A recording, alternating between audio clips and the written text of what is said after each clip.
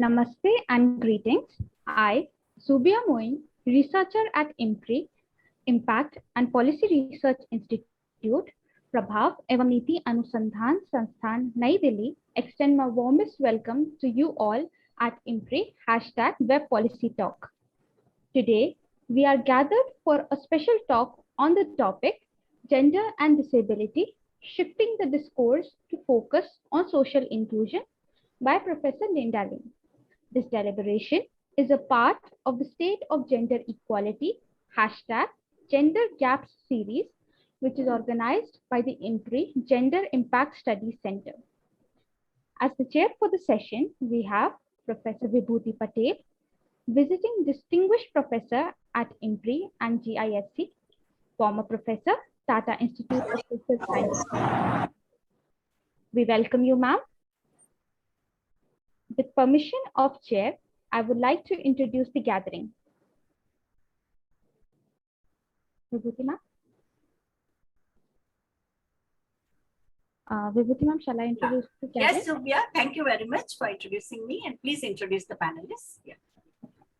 We are elated to welcome our distinguished speaker, Professor Linda Lane. Professor Linda Lane is a senior lecturer at the School of Social Work, University of Gothenburg, Sweden. Her other academic assignments include a Linnaeus Palm Fellowship at the Tata Institute of Social Sciences in Mumbai and guest researcher at Indira Gandhi National Open University in New Delhi. Prior to her academic career, Professor Linda worked as a civil servant for the city of Gothenburg. Her research and teaching interests include labor studies, gender, livelihoods and development, feminist and post-colonial international relations. We are also joined by esteemed discussants. First of all, we'd like to welcome Professor Bhavna Mehta, Professor in Social Work, Dean and Head, Faculty of Social Work, Maharaja Sayajirao, University of Baroda. We'd also like to welcome Nidhi Goyal, Founder and Executive Director, Rising Flame, Mumbai. We'd also like to welcome Purnima Nair, Director, Health and Disability, Apnalaya, Mumbai. Dr. Prerna Sharma, Social Work Practitioner and Educator, formerly with NGOs, Share and Adapt, Antis and SNDT's Women's University, Mumbai. We welcome you, ma'am. Professor Renu Adalakha, Professor, Center for Women's Development Studies, New Delhi. Professor Sandhya Limai, Professor, Center for Disability Studies and Action, Tata Institute of Social Sciences, Mumbai. We'd also like to welcome Professor Sujata Bhan, Professor and Head, Department of Special Education, SNDT, Women's University, Mumbai. We'd like to extend a very warm welcome to all of you. Now, I invite our chair, Professor Vibhuti Patel, to initiate the deliberation with her opening remarks, invite our esteemed speaker, and to proceed further. We look forward to learning from the esteemed gathering. Thank you. Thank you, Zubia. First of all, I would like to thank Dr. Arjun Kumar for very thoughtful decision of today's panel discussion. Professor Linda Lane, Professor Bhavna Mehta, Dr. Nidhi Goyal, Ms. Purnima Nair, Dr. Prerna Sharma, Professor Renu Adalakha, Professor Sandhya Limai, and Professor Sujata Bhan. I greet you.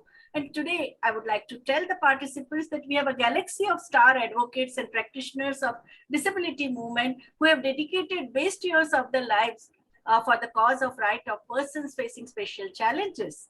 It is very humbling experience for me to moderate a session in which great stalwarts will be providing robust situational analysis, evidence-based policy recommendations, pathways for future. IMPRI has received an overwhelming response for this webinar on both, like that, and there are participants on YouTube, Facebook, and Zoom participants. I greet you all. So what I would like to start with that statement that collective wisdom of researchers and activists from disability movement, academic and research institutions, think tanks and voluntary groups, and community-based organization needs to be disseminated widely. The research outcomes and advocacy material of triangulation of gender equality, disability, and social exclusion must reach the policymakers to evolve an institutional support system based on social inclusion. Their experiences, perspectives, approaches, and methodologies need wide publicity. Diversity of life worlds of persons with varied forms of challenges, intersectional vulnerabilities, mental, physical, sexual violence, domestic violence, reproductive health issues such as menstruation, pregnancy, childbirth, their sexual rights and family planning, impact of disasters, whether it's a natural disaster or a public health emergency like pandemic, coronavirus pandemic, or women's leadership, access to economic resources, and issues that are often hidden and marginalized, such as issues specific to women heads of the household, elderly people, migrant workers with disability, they need to be understood for better intervention. Discourse on gender, disability, and social inclusion is marked by advocacy for gender responsive, disability friendly infrastructure, access to gender justice, gender sensitive health policies and health services, gender aware and non-stigmatizing social protection services and mental health services. Learning about intersectionality reminds us that when advocating for gender equality and human rights, our activism should be intersectional and account for people of all caste, ethnic groups, gender, sexuality, abilities, and class, which is very essential. With this preliminary remark, first of all, I would like to request today's special lecture expert, Dr. Linda Lane, to make her presentation. Over to Dr. Linda Lane. Thank you very, very much. I feel extremely humbled and at the same time very elated to be here today, because seeing the faces and knowing the institutions that some of you represent, it feels like a kind of homecoming. To Professor Lamayi from TIS, it's like, you know, seeing a face from before when I was as a Linnaeus Palme fellow at TIS. I really appreciated the support I got from you and your colleagues there. And also to Athnalaya, where I was also privileged to visit during my term at TIS, but also an organization that's called Nashio, if I'm pronouncing it correctly, who was also working specifically with building different kinds of support tools and possibilities for people who had become disabled or were disabled from birth. So I feel that this is the right place to be just today. Now, when I was at TIS, one of the things that I was researching more specifically at that time was the possibility for young people to engage in higher education. So together with colleagues from 6 other European countries, my colleague, Professor Maharaja Nachudri, I think I'm pronouncing it perhaps incompletely, but we wrote a paper about teachers' attitudes to students with disability in higher education. And unfortunately, the statistics that we knew then, that is the lack of students and the specific lack of children or young people with not only visible but invisible disabilities, is still the same. And this is not particular to India. That is very important that you know that. Even in the West, we see that young people with disability, their possibilities of, first of all, accessing higher education is very limited. It's very much dependent on class. That is, if your parents can afford to send you. It's, you know, it's dependent on ethnicity, all of these things, genders, of course. So if we can observe that there are so few people with disabilities in higher education, what must the situation look like for those who have not yet been able to get there? And that's where I want to take my point of departure today, because I know all of you are experts, and I'm hoping we can have some interesting discussions about this. So anything I say here is just to open up discussion. It is not in any way to kind of make any definite statements about anything. I'm just hoping that this is a way that we can get the discussion started.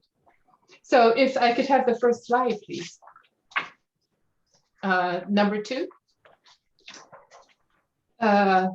Yeah. So what are we talking about here? And today we are specifically going to be talking about women and girls with disabilities. And this refers, of course, to women, including adolescent girls and young women. And it's about different kinds of disabilities. They're both physical, psychosocial, intellectual, or mental, sensory conditions with and without functional limitations. So the point I'm trying to make here is, disability is a very wide, a very broad spectrum of different kinds of impairments.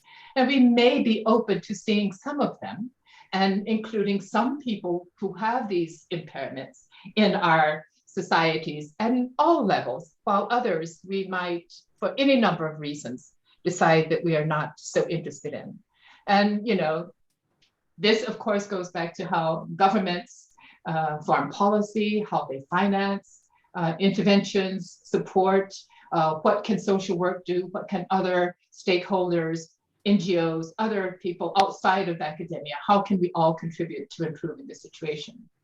So I'm just going to start by saying, first of all, if you see inequality as them, that is those other people, those that are not me, are not people like myself, or you see them as unfortunate others, oi, oi, oi, somebody to feel sorry for, then that is a problem. That is a problem not only for them, but also for yourself and for us. Thank you. Could you, next picture, please? Now, just to give you an idea about what the situation is for women and girls with disabilities. I mean, as I said in the beginning, we don't see them in higher education, or we see very few. Now, why is that? Well, first of all, around the world, when we look at prevalence of disability, if 19.2% are women and around, 12% are men, about. We have no clear statistics for every country about what the situation is. Now, this could be about, stigma. It could be about governments not wanting to count people, or maybe they're just not looking in the right place. But the point I'm trying to make is that the statistics are not complete. In all, probability, there are more, both the percentage is higher for women and probably the percentage is higher for men. Even if we accept that this might be a ballpark figure, then we know that of all the children, all of the women who are illiterate, the predominant number of them are women with disabilities. That is, these young people have not had access to any school at all. 1/3 of the children out of school have a disability. And that is across the board. I'm not talking about specifically India, or, I'm talking about children in general. So even in America or in Sweden, where we have laws that are supposed to support all children, maybe they are there, but maybe they are in special arrangements. They are not part of what we would call the integrated school system. Without education and with a disability, girls and women are more likely to be more discriminated in, regarding access to education, regarding access to other kinds of resources. They are at the low place on the totem pole. And if we add in ethnicity, caste, class, we know that this hierarchy, puts them even lower down. Now, women and children, women and girls with disability also have less power. That means that because they are less well educated, because they are more likely to be illiterate, they are more likely to have less power in the households, in their communities. They will face discrimination from men and boys more than women and girls who are not disabled.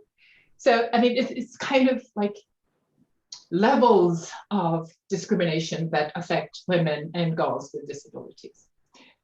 Aside from that, they are 3 times more likely to be married off early.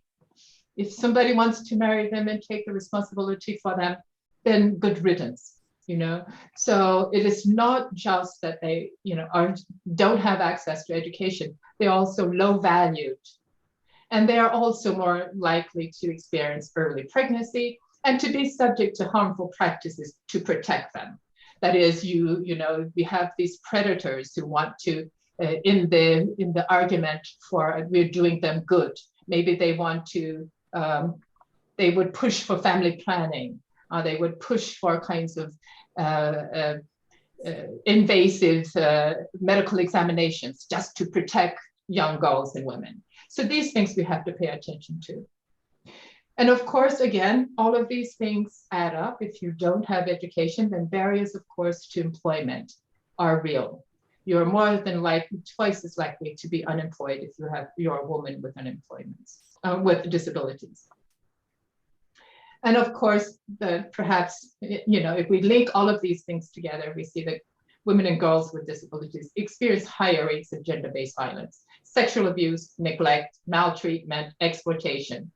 And this is in relationship to girls and women without disabilities.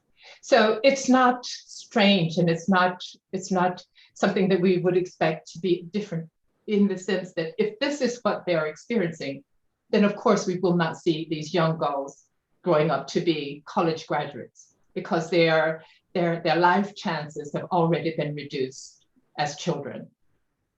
Next slide, please.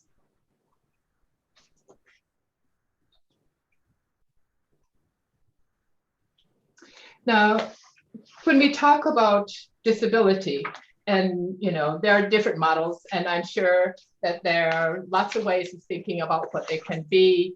These are the ones that we've been using predominantly in social work. Of course, there are others, and you will see, of course, depending on locality, maybe one or the other takes precedence. Now, in the West just now, the medical model has been put aside, because we are trying to understand disability not as a personal tragedy, but as a situation that is constructed by disabling barriers. That is, if we had a society that embraced people of all categories, including those with disability, then it wouldn't be a personal individual tragedy. It would be something that we as a society would be interested in becoming involved in. Now, we also have this kind of affirmative positive identity thing where, you know, a lot of people are seeing their disabilities as something that is socially constructed, but we're seeing these impairments as not as specifically as a limitation.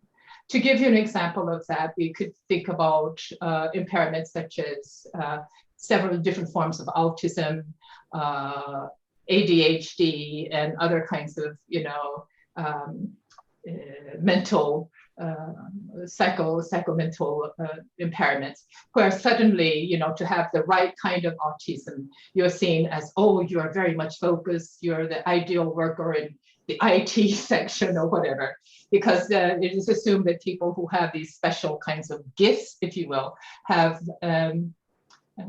another view on life, another view, and they can use that in the way that they work in the labor market. So these are kind of valued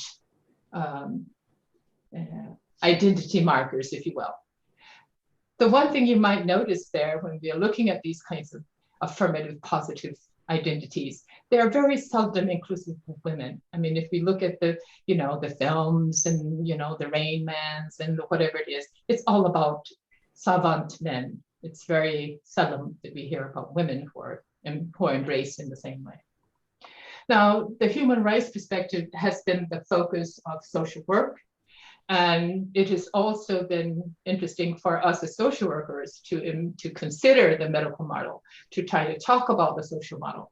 But basically what we're saying that it is, we are for human dignity. Every human person, every person alive has the right to live a life in dignity.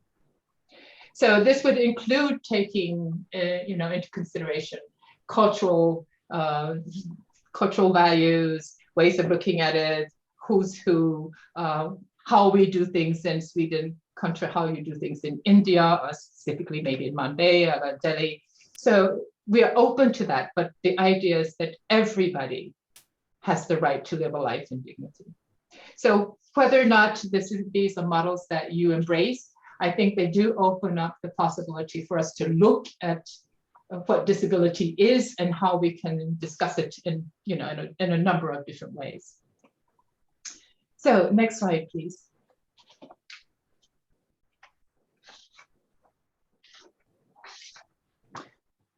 And I think this is very important, whether or not, it doesn't matter which model you embrace. All people, persons with disabilities are vulnerable to violence and abuse.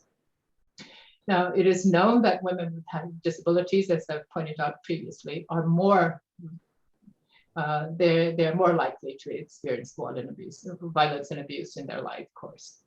But these are, kind of intersecting forms of discrimination and violence. Every woman is not going to experience violence and discrimination in the same way. And every person who has an impairment will not be discriminated as another person who has another form of impairment. And the reason I'm bringing this up is because there is a discussion now around this kind of hierarchy of preferences that exists around the relative positions of people with certain kinds of disabilities. Now, this is, of course, kind of gender coded in some respects. And as I pointed out before, this kind of valuation or uplifting of this special forms of autism that allows people to focus, even though they may have other forms of socially unacceptable behaviors, is just one of these. Men in wheelchairs that have acquired their injury, that is, that they were not born with it, but they were doing something very manly, maybe riding a motorcycle or whatever, and had an accident and got their legs broken or whatever. But these kinds of acquired manly impairments are at the top. They are the ones we see. So these are often followed by other forms of physical disabilities like deafness, low sight, blindness. And then you have those at the bottom of the totem pole, things like diabetes, HIV, AIDS. We don't really want to talk about that. And of course, we have other cognitive disabilities like learning disabilities, dyslexia, dyscalculia, and these are more acceptable in some ways because they are not, we look normal, and we can assume that the person is functional. That you don't have to tell anybody that you have dyslexia or dyscalculia. On the other hand, people with invisible disabilities face more stigma than people with visible disabilities. So we are more likely to be accepting of this man in his wheelchair than we are with people with mental illness, for example. This is a way of life. Again, you can add this on your matrix of other kinds of intersecting categories like gender, not only gender, but ethnicity, race, caste, etc. And of course, you see how people with these disabilities not only merge together, but they are constantly being moved to the bottom of the list. This, of course, means that there are probably less or fewer resources available to these people. They are less likely to talk about their disabilities unless they are forced to. And we have this tendency, unfortunately, of becoming saviors of the disabled. We don't see them as being capable of doing things for themselves. So next slide, please. And this is why, and I think Professor Patel will, kind of speak to it. This intersectionality is something that I feel very close to, quite simply because it allows us to see not only people with disability, but people of all categories in their multifaceted self. We are not just one thing. We are many things. We are not only a disabled person, we are a woman or a girl, and we have, Maybe we have lots of social advantages. Maybe we are very wealthy, maybe we're very poor. Maybe we have a home, maybe we do not. But all of these things play a very important role in kind of positioning us in terms of that slide that I showed around life chances. Who I am, how my multiple categories of differences intersect with each other will determine whether or not I feel or de facto are discriminated. Now, I've included some things here that we can talk about, like this double disadvantage. That is, when you have one or more or three or four disadvantages that are, grouped together to form this kind of marginalized identity.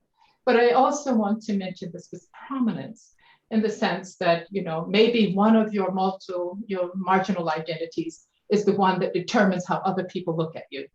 Now, maybe in the Indian context, we could talk about caste. If you're at the lowest end of the caste totem pole, then, that will determine a lot of other things in the way we look at who you are as a disabled person. In the American context, we can talk about race and class and things like obesity, for example.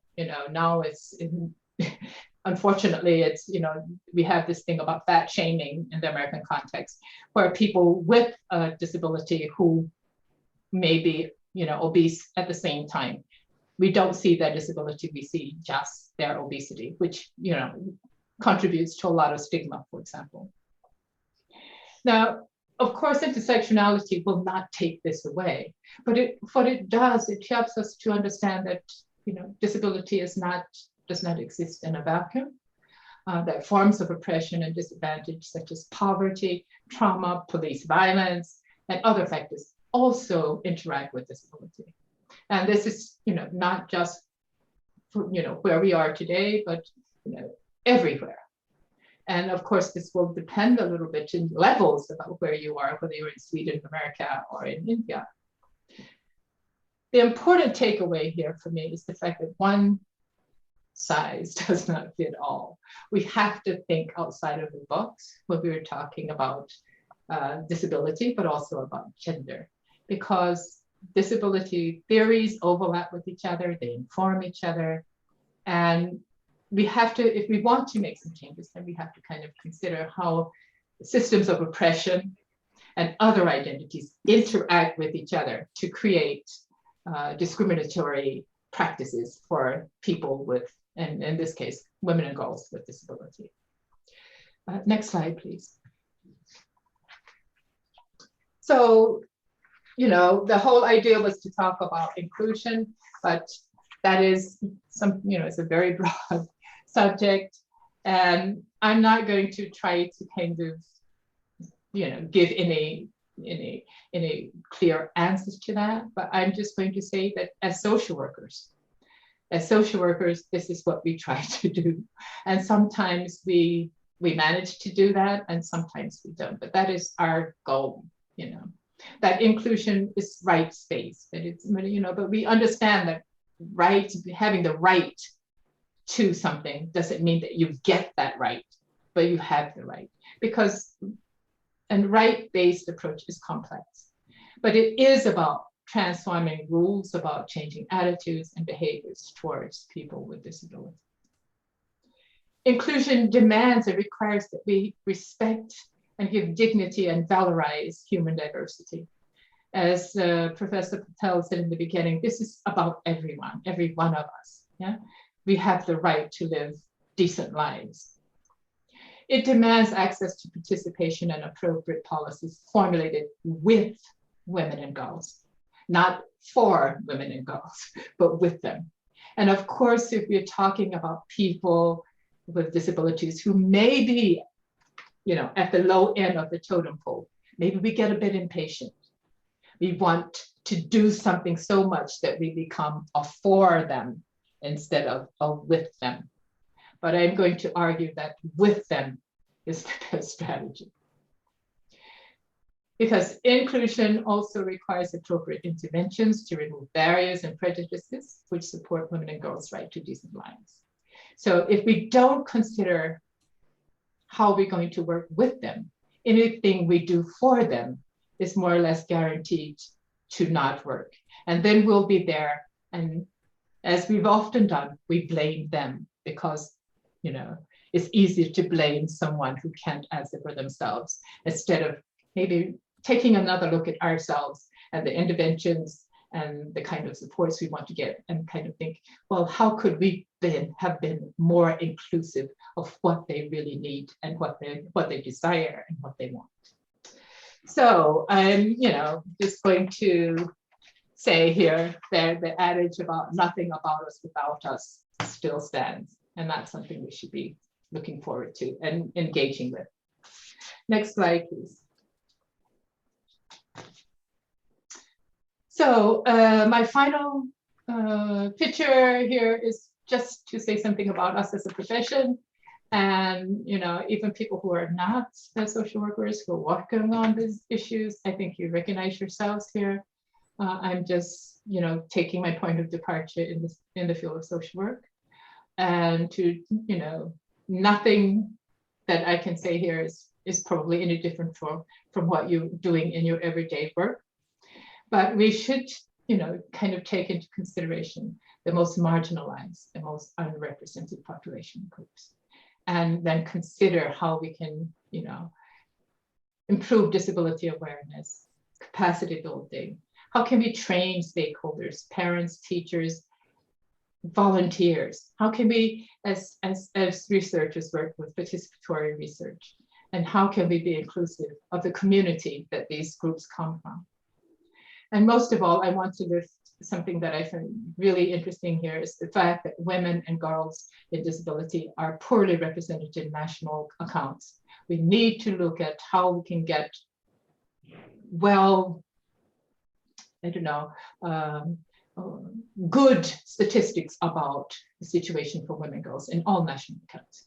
And so that it's not these general estimates that you know, kind of making based on somebody's approximate ideas about what the issue is. So make sure that women and girls are counted in national accounts.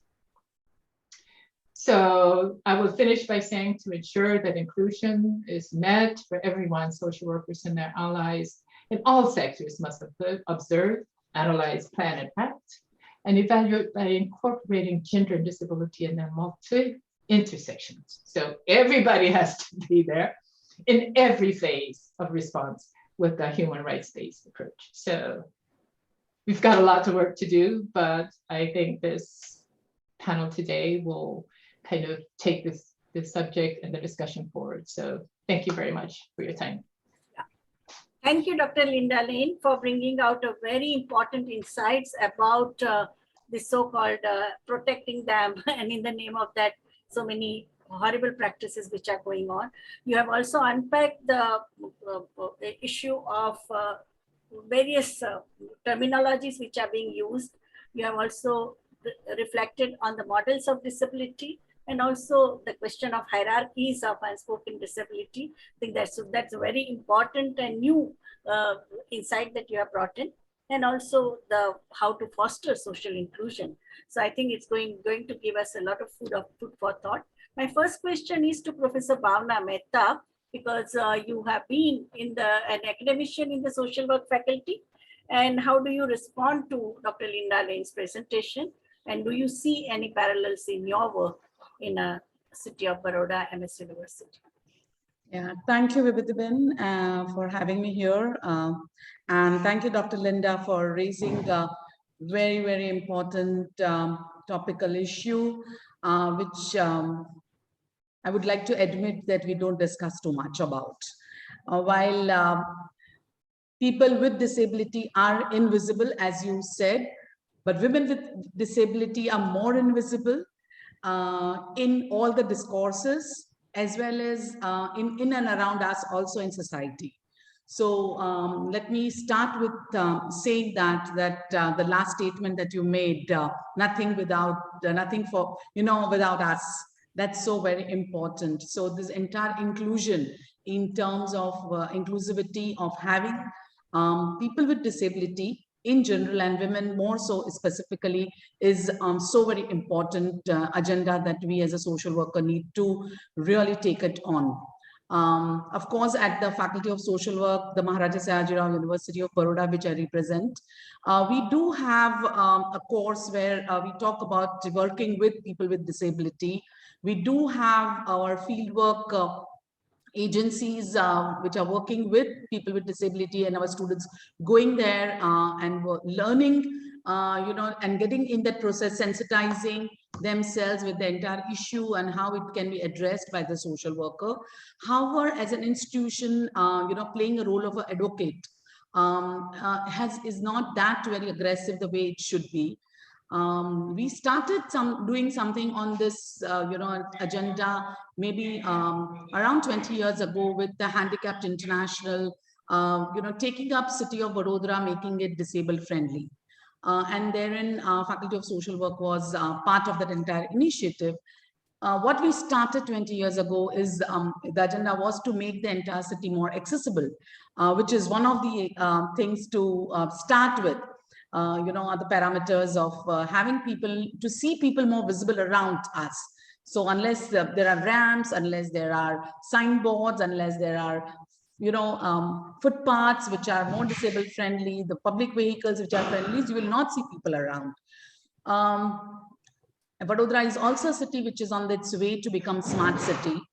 But at the same time, let me admit, if I review back the situation after 20 years, I don't think we have made much progress. So in terms of the four parameters that you also indirectly touched upon in terms of working with people with disability, which start with accessibility, affordability, availability, and quality. I think these are the four areas where a lot needs to be done. If we look at each and every aspect of people's life, right from infrastructure to having people inclusiveness, with you as part of your team member, with you in your institution, as a student, as a faculty member, as admin staff. The entire 4 A's is not that very, conducive environment which will facilitate inclusiveness. So having said that, admitted that, we have a long way to go, as I completely agree with that last statement also, what you said. At the same time, there are success stories, there are initiatives about which I'm also very happy, and would like to cite some examples also to say that, however, we need to still scale it up. And with my own little work in this field, and more so in the field related to diversity and inclusion, which talks not only about people with disability, but also gender per se. There is a model which I'm proposing, and that begins with a vision. That is a vision to have an inclusive society, vision to have a society which is more diversified, which of course has people with disability, and more so women with disability, queer populations, LGBT community, all kind of groups which are not visible in a society as much as they should be. So a vision that how we could have them along. And unless we don't have that vision as an organization, as a country, as a policymakers, it will not have its cascading impact till the bottom down. And if you have that vision, you need to, along with it, have a dedicated resources. So while the country has all the laws in place, the policy in place, what are the dedicated resources about, whether they are there or not? We have 3%. I'm sure there are other esteemed panel members who are more acquainted and doing more advocacy work than what we have been doing. But we have this 3% of reservations for people with disability to be inducted in the jobs and all. But are there resources enough whereby people would be having that qualification, skills, competency to be employed doing that jobs?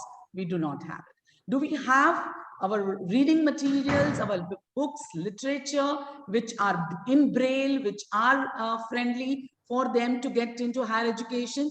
No, we have a long way to go. I mean, even there is no one computer in my faculty. Of course, we have been talking about online education, which teaches anything having an audio way of doing it, which could facilitate. So very sorry to say, but we have not had though a single student who is blind, who has so far, who could be one wonderful resource. So do we have a dedicated resources to have this inclusion possible? And if we do not have, it's the vision that we see, it's not going to be possible. With dedicated resources, as you rightly said in your last slide, and that is a sensitization of all the stakeholders, which is so very important. And we are in VIBHUTI, and I began with her in my early 90s or late 80s about sensitizing right from police to judiciary to health professionals and everyone about gender issues. We have a long way to go about people with disability, sensitizing them. So even if you look at our public infrastructure, our public resources in terms of hospitals, railways, any transportations, banks, post office, there is no sensitivity to even old elderly population, which is increasing in number in India. So forget about them, we are people with disability. So how the sensitivity can be built in, that itself is an issue. The fourth is, of course, we need to have a job mapping. Where are those jobs available vis-a-vis the supply? We did one small little, Vibhuti, you can stop me when I am crossing my time.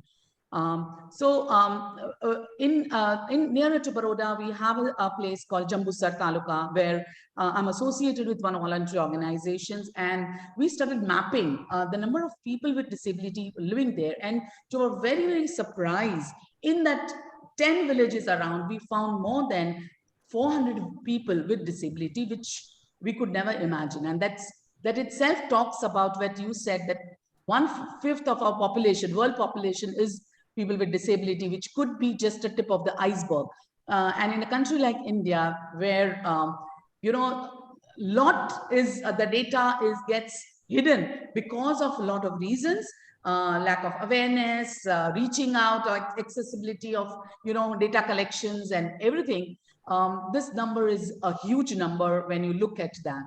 So how the interventions is possible right from primary school, Balwadi, Anganwadi, what we say is nursery, to higher education, the issue that you touched upon, Dr. Yes, Bhavna, yes, you brought out a very important point of accessibility, affordability, availability, and quality of services. And along with that, I think the prejudice which you see among the employers also, because I have sat in so many selection committee, 2% reservation for person with disability.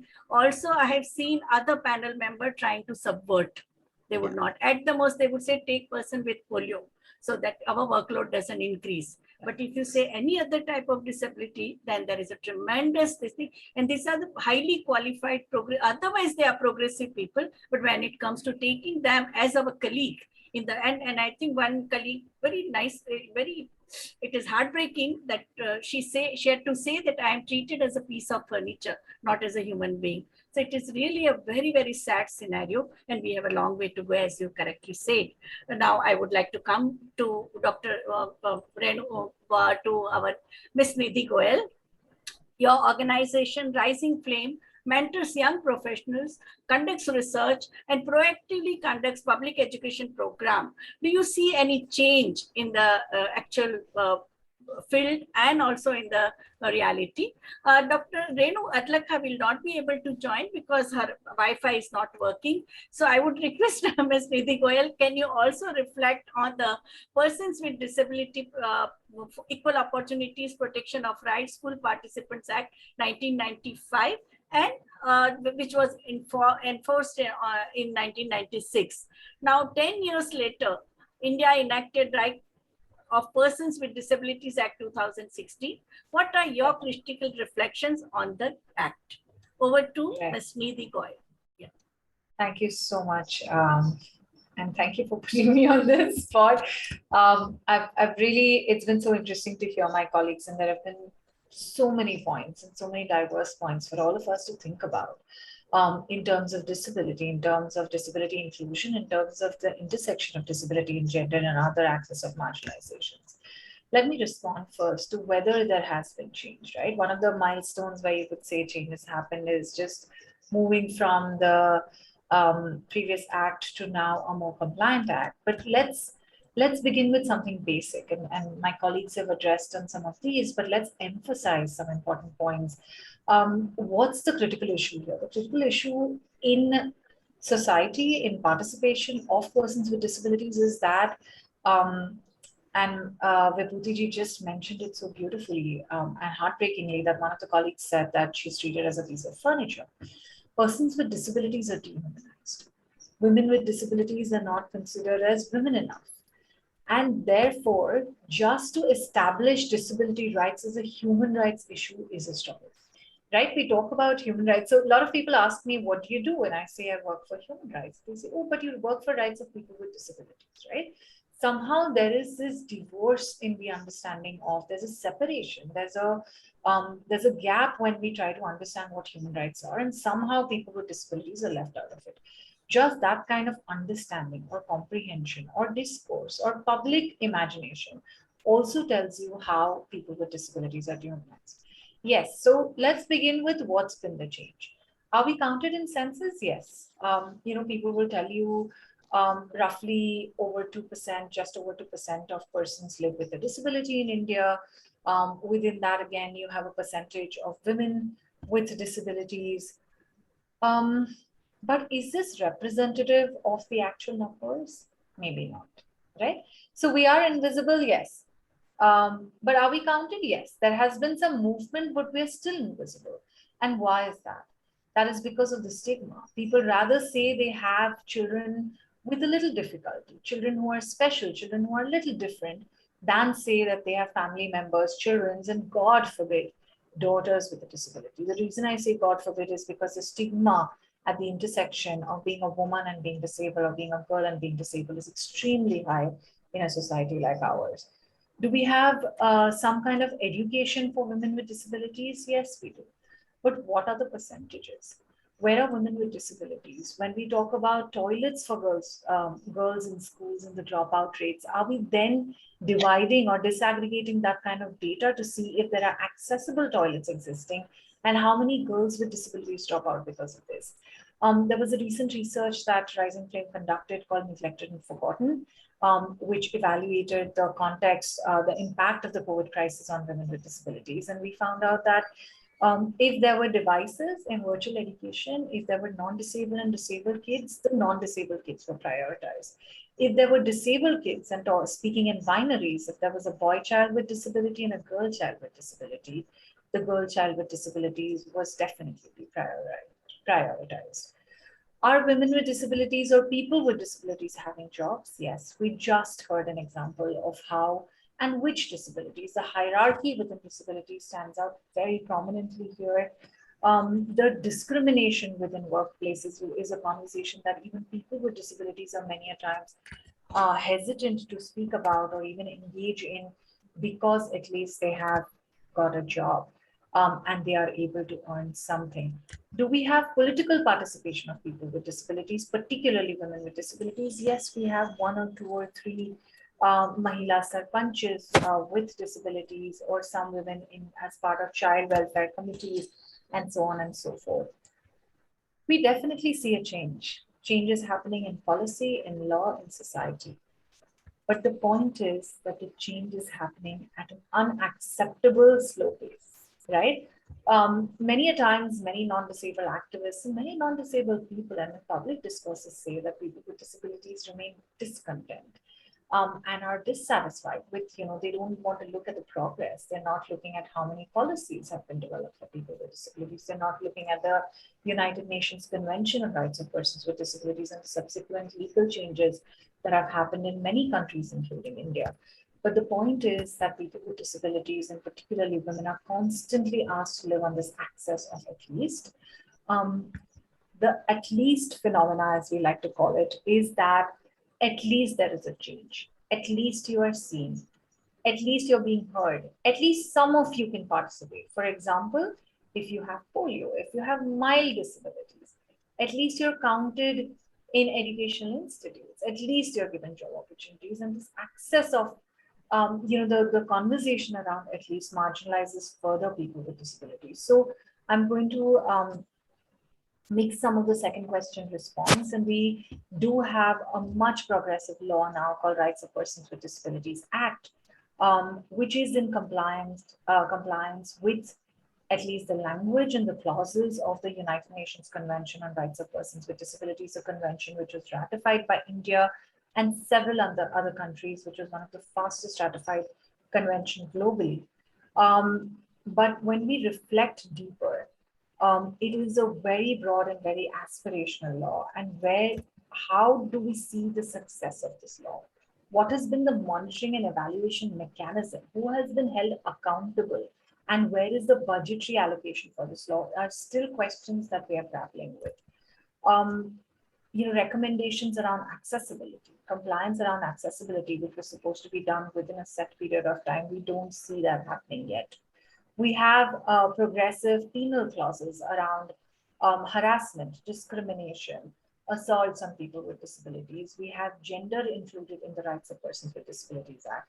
Having said that, we still have clauses where legal capacity is defined, but very vaguely, where supported decision-making is defined very vaguely, and where we still have the autonomy of certain women with disabilities protected with a major loophole that practitioners could overtake. And I'll give you this specific example because as an activist working on rights of women with disabilities, as a disabled woman myself, as a disabled feminist, in every avatar and identity, I am very, very, it's a very difficult thing to accept that the Rights of Persons with Disabilities Act talks about termination of pregnancy of women with disabilities, right? And talks about the autonomy that nobody else can decide on their behalf, except in cases of severe disabilities, where a registered medical practitioner and the family members / guardians can take the decision, where the law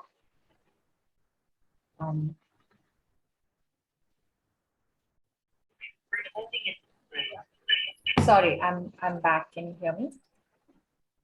Yeah, please go ahead, ma'am. Yes. Okay. So where we don't have any definitions of what severe disability looks like, right? And so when you say that women with disabilities have a right to choose if they want to terminate their pregnancy, except in severe disabilities where you don't define what this means. First of all, such an exception is not acceptable. Secondly, not defining this exception means that you want to put all women with disabilities and take away right from their bodily autonomy to their reproductive right.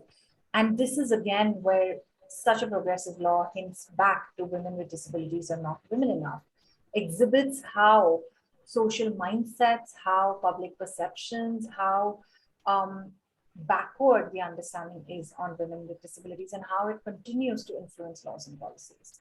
We have had recently, after the Nirbhaya, the horrific Nirbhaya gang rape case that happened in India, we had criminal law amendments, and they've been extremely progressive and helpful in cases, particularly for women, and particularly because they address specific needs of women with disabilities while testifying in courts.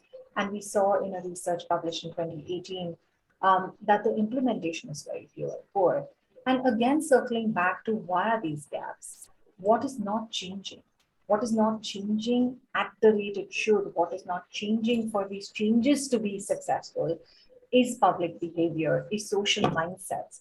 What happens to access to justice when the justice officers or actors within the justice system still hold the prejudices against women with disabilities, where a woman with a disability is either considered asexual or hypersexual, and so hence a rape report is not either filed or not taken as seriously, or women with disabilities are not considered women enough, and hence a more quote unquote productive man who has raped her, who contributes, who's assumed to be contributing more to society, is not penalized or prosecuted ahead by the justice actors.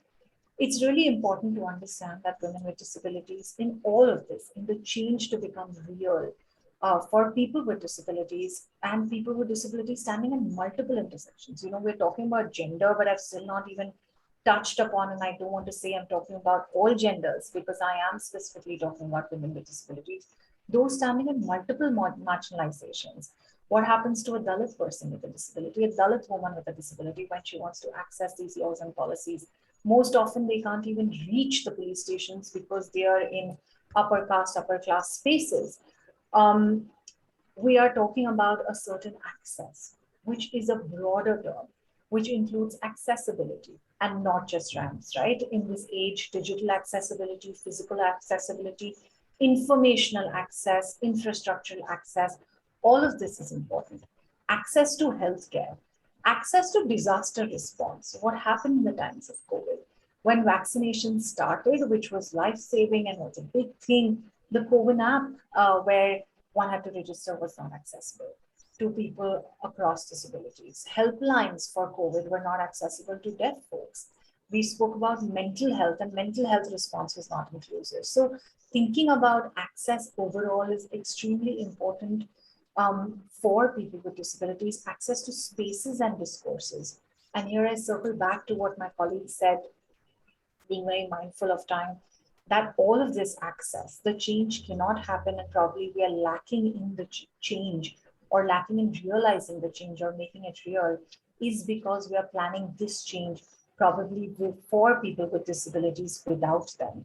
And so inclusion, meaningful participation, and decision-making, autonomy, choice, and decision-making power of people with disabilities, particularly those standing in intersections, is extremely important for change to happen, for us to move a step forward in making the right real, the access real, and inclusion real.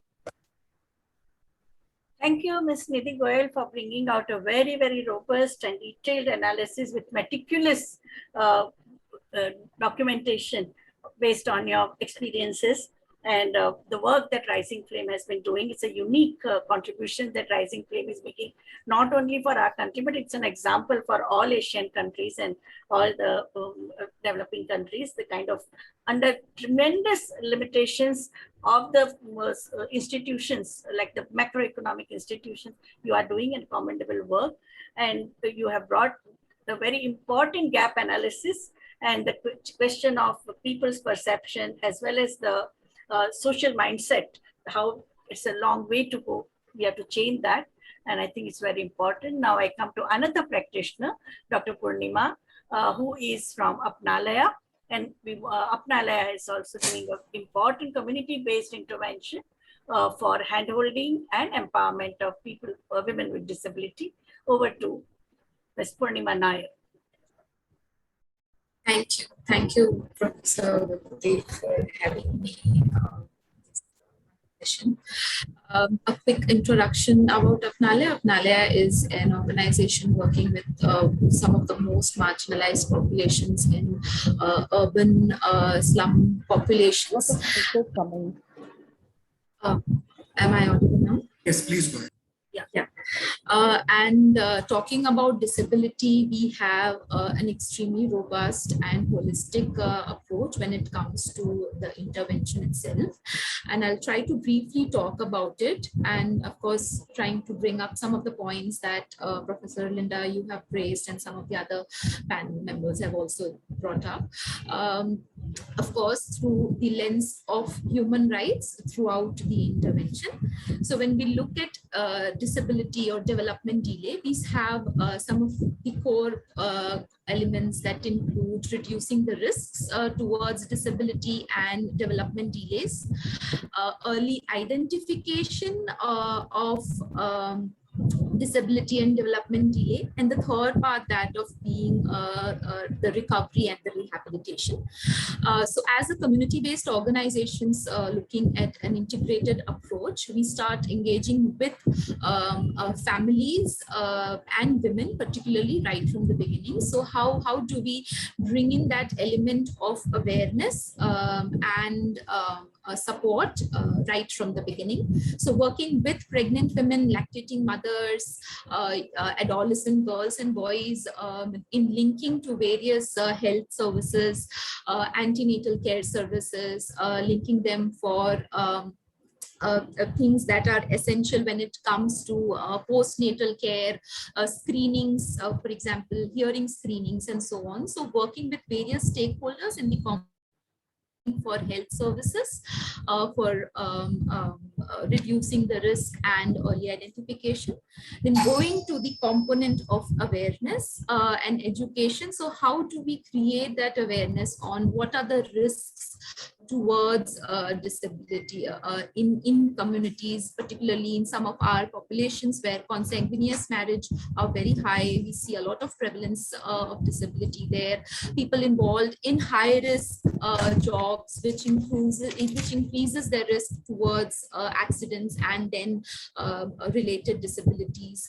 So how do we create that awareness within the population? Talking about nutrition, the milestones, how do we educate them on some of these components, making the action a bit proactive in terms of supporting people with development delay and disability. And of course, building capacities of frontline workers on these issues as well. So the frontline workers, whether they are ICDS department or public health department, sensitizing them on various issues. And this is important because we are still we are working in communities in one of the largest metropolitan of the city, where the stigma and discrimination towards a person with disability is extremely high. The negligence is high. There is still a lot of hesitancy to even reveal that they would have a person with disability, and sometimes they would even hold back information if they have more than one person or a child, more than one child with disability in the family. When it comes to livelihood as an organization, supporting with linking them to livelihood opportunities, so how do we help people increase their economic capacities, and then giving them opportunities to link them not just to those high risk livelihood options, but the others, which help them increase their capacities and linking them to the right resource for improving their health, nutrition, livelihood opportunities. And then coming to the social part, of course, community awareness when it comes to disability, development delay, and so on, that becomes critical. And empowerment as whole, through increasing the community's agency, talking about the various issues that I just shared, how to look at it from a perspective of reducing and or mitigating the risk towards development delay and disability, because these communities that we work with, these families are highly at a high risk to some of these issues. And coming to the specific part of recovery and rehabilitation, it starts with the component of enumeration, right? How do we start enumerating them in the first place? We did do a research a while back, which talked about disability certificates. So only 8% of people with disability said that they had disability certificate. And if you look at enumeration, the government is using the data that is saying that these are the individuals with disability. So the high undercounting this is one of the causes which is causing the high undercounting.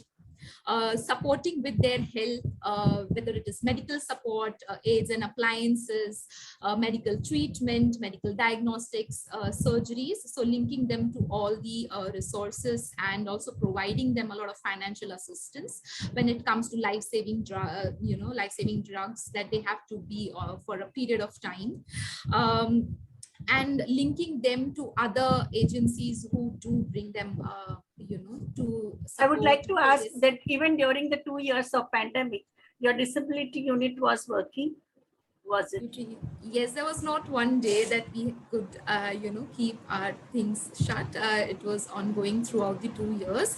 And this particularly was important during those 2 years. There was no way that we could stop it, because when everybody, various government agencies and stakeholders are totally involved in COVID, the health requirement and the humanitarian crisis, the bringing in the importance of working with persons with disability, that became even more critical.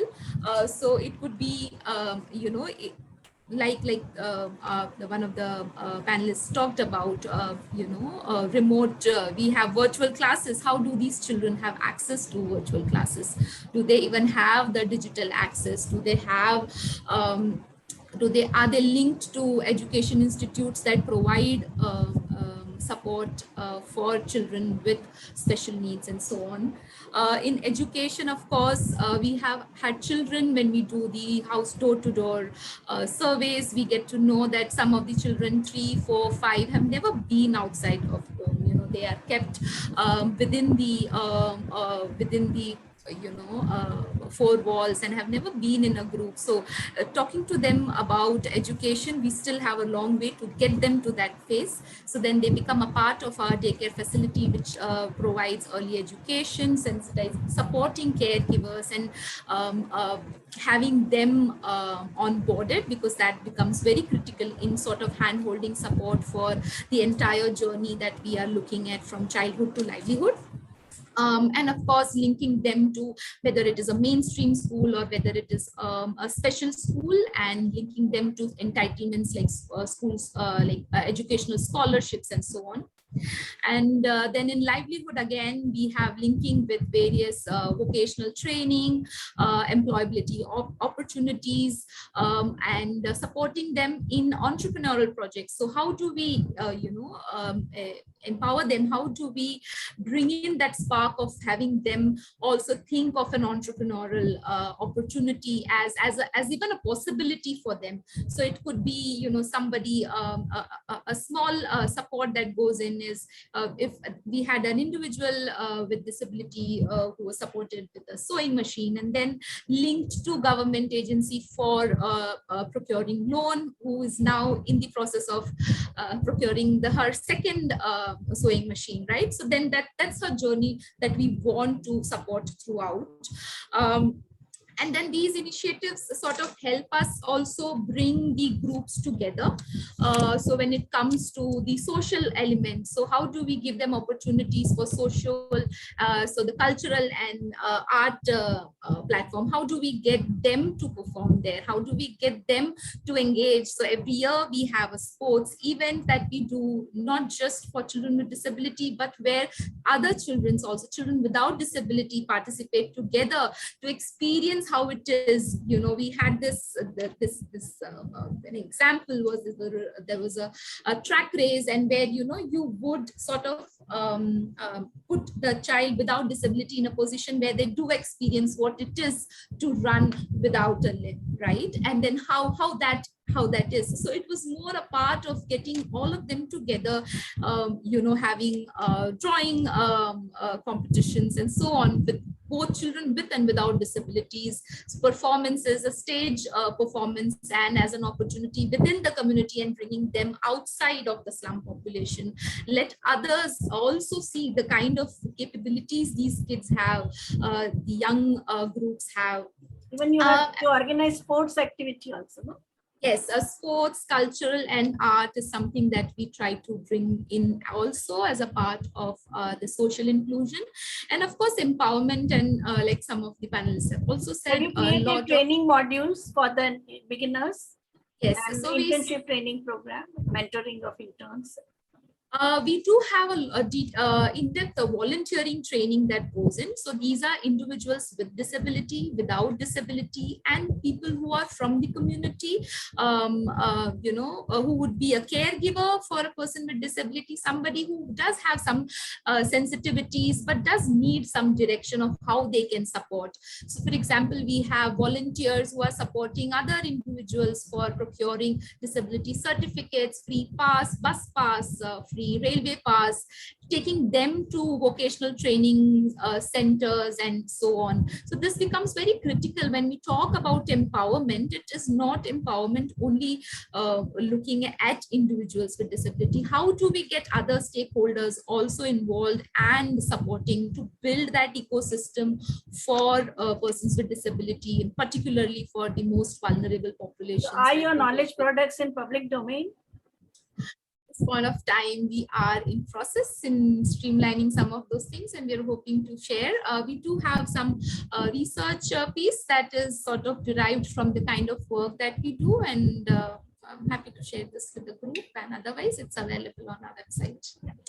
So thank you very much, Ms. Purnima Nair, for an extremely inspiring profiling of the multifaceted activities of Apnalaya. We have really, it boosted our morale. And now I would like to ask Dr. Prerna Sharma, who has done her PhD on right-based approach for persons with disability. So, Dr. Prerna, can you share the highlights of your dissertation, PhD thesis, and how have you applied your knowledge in your professional work as a social worker? Over to Dr. Prerna Sharma. Please unmute yourself, ma'am. Apologies. Thank you so much for having me on this esteemed panel. I'm honored to be here. Professor Vibhuti Patel, Dr. Arjun, Professor Linda Lane, and all my esteemed colleagues. I'm very glad to be here. My doctoral thesis is on human rights entitlements of children with disabilities, with special reference to parents' perceptions. So I had conducted this research in Mumbai, and basically the universe that I had selected was children from 6 to 14 years of age. I wanted to understand if they are able to access their rights, human rights entitlements in all areas.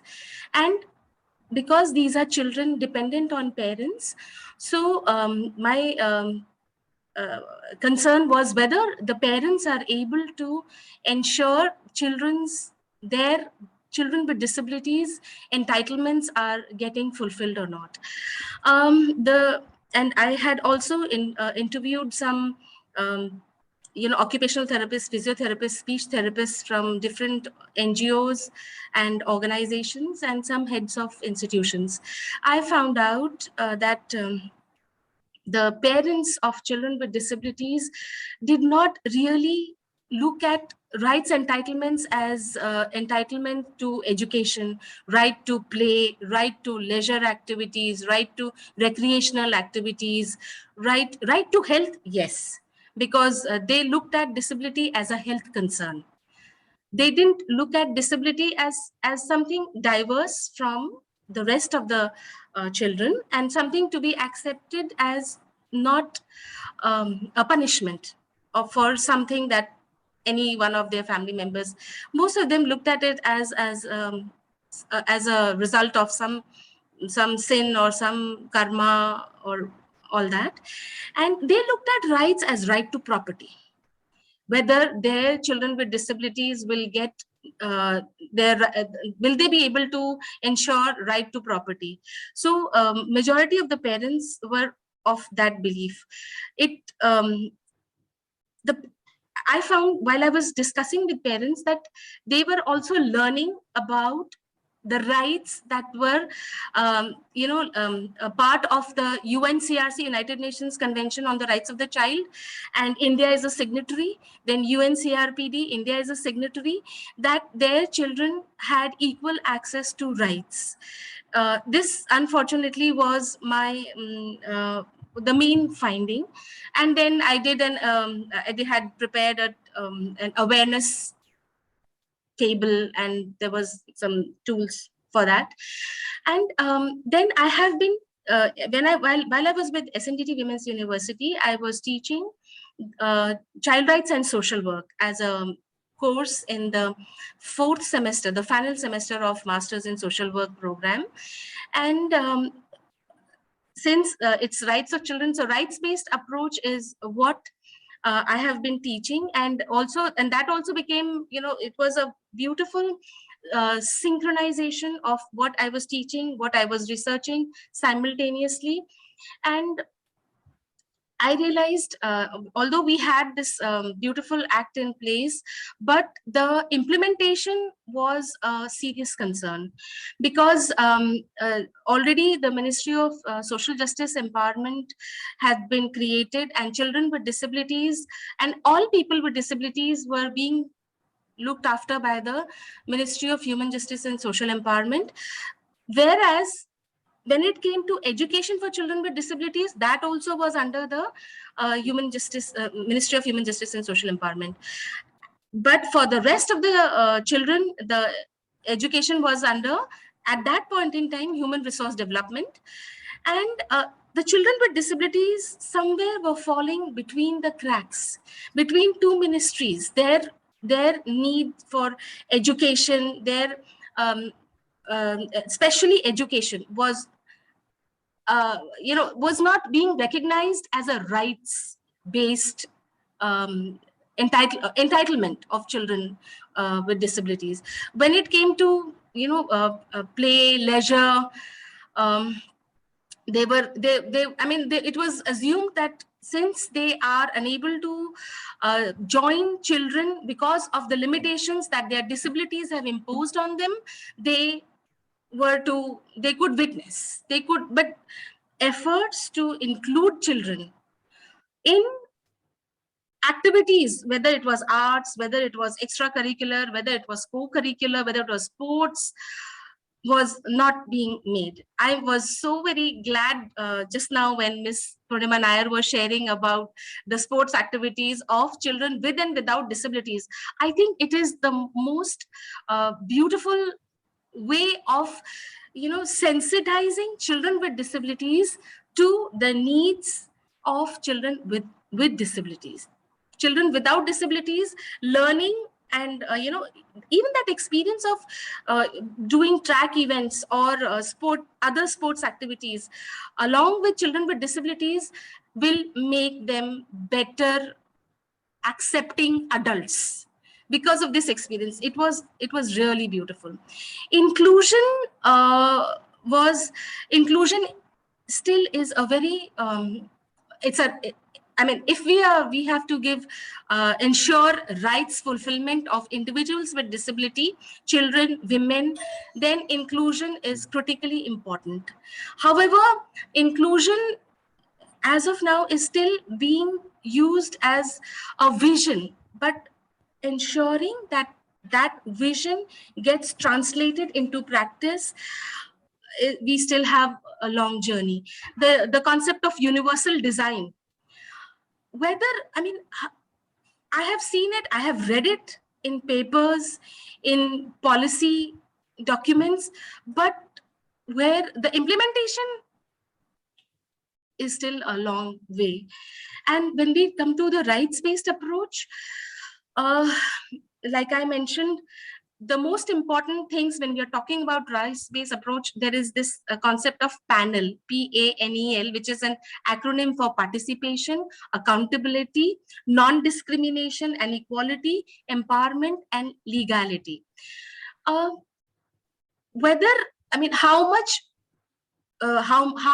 much are the individuals with disability taken into consideration when decisions are being made regarding their lives, regarding their needs? So although we have this adage, nothing about us without us, it's a very powerful statement. How much are we actually being able to include people with disabilities in decisions that are being made about them? Again, like our other panelists have said, we still have a long journey. Non-discrimination, people are still being discriminated. We have the right words, we have a good law which got revised, reviewed, and we have now better provisions. The provisions being implemented, to what extent, how, when there is a legislation has to be followed up with a policy document, which has to be followed up with action points. Those policy documents, I hope, are being prepared, although the law came in 2016 again after revision. The actions that should have been there are some small steps, but and our country is huge, with a huge population with diverse needs and complexities of many various kinds and intersectionalities. We, like Nidhi was mentioning about, a Dalit woman. The Dalit woman, first of all, how many Dalit women are Dalit disabled women? How many of them are aware of their rights? if somebody has, if they are aware, then like she mentioned, the struggle that they have to go through to just even be heard, and doing and making an FIR and all that is it's a very, very, very, very uphill task. I have been able to I've been able to sensitize I think 8 or 9 batches of students through my work at SNDT Women's University on rights of children, rights of all marginalized children, including children with disabilities, how to ensure that rights-based approach, what is the framework, how to implement it, how to measure where rights are being fulfilled, to what extent are they being fulfilled, and how to bring about change through a discourse in the community, with the involving the people, ensuring that their voices get represented when plans and decisions are being taken. In this way I've been able to make a difference, and I'm very glad sometimes when I meet my students, they have come and told me, ma'am, what we learned in child rights program with you and the rights-based approach through that child rights program, that has equipped us to work with children or people on a rights-based approach. One last point that I would like to make is, when we are talking about rights-based approach and we are talking about working with governments, we need to be aware that the approach has to be both top-down and bottom-up. Bottom-up, which is empowering process. When we are using the bottom-up approach, we are including the people in the community and taking their voices, listening to them, their vision and view for their future and their inclusion. That is the bottom-up approach, which is very empowering for the community, and it does bring up issues which the policymakers and others may not be able to even think of, because the bottom-up approach brings up lived suggestions on the basis of lived experiences that people have. Whereas the top-down approach is strengthening of institutions approach. So the people at the decision-making, policy-making level, when they are able to strengthen the institutions which are responsible for implementing the policies and the legislations, then a combination of bottom-up and top-down approach, a combination of empowerment of the people and the strengthening of institutions, frameworks, together will be able to make a difference.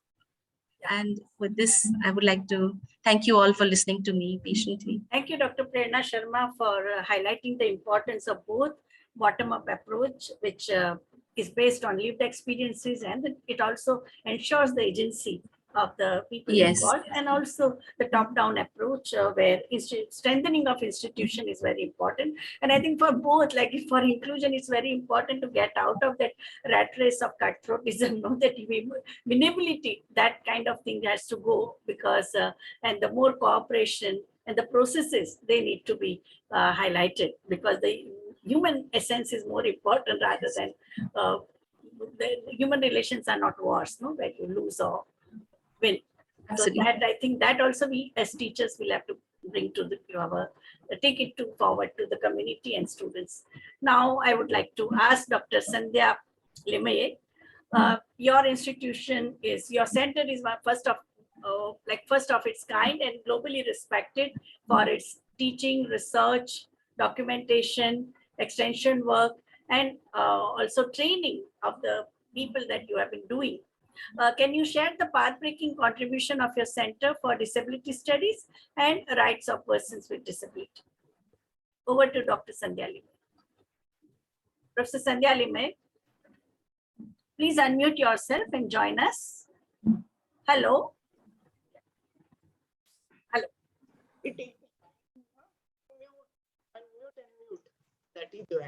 Yes, we can hear you, ma'am. Please. Yes, Professor. Yeah. Okay. Thank you very much for inviting me in that webinar, Gender and Disability, because this is my area. about especially inclusive education in higher education.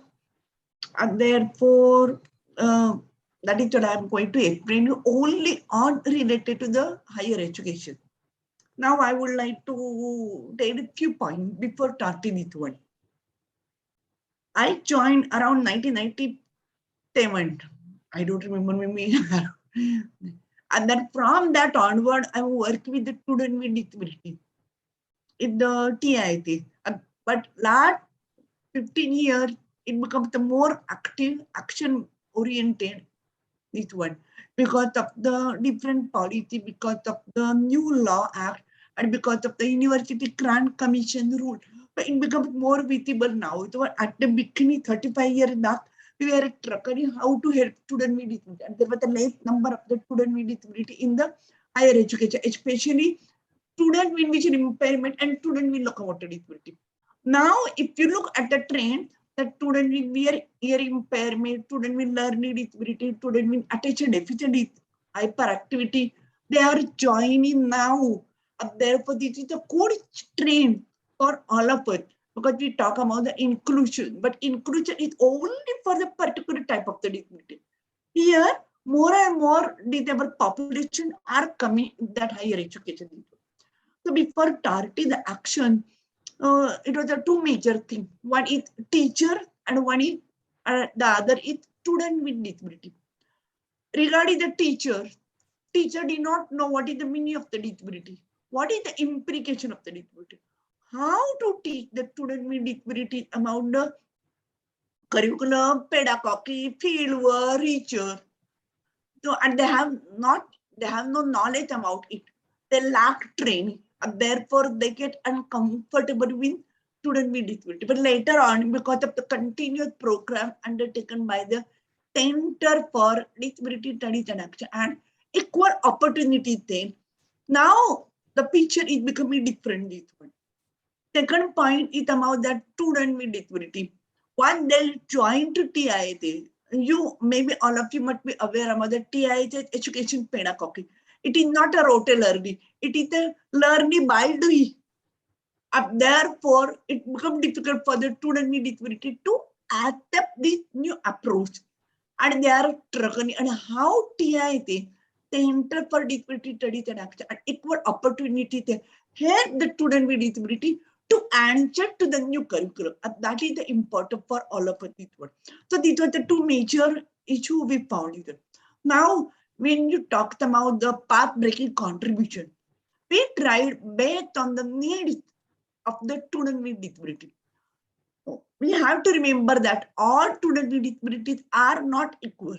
Each one is unique, and therefore their needs are different. And therefore, the intervention for one student may not be similar for other students with disability.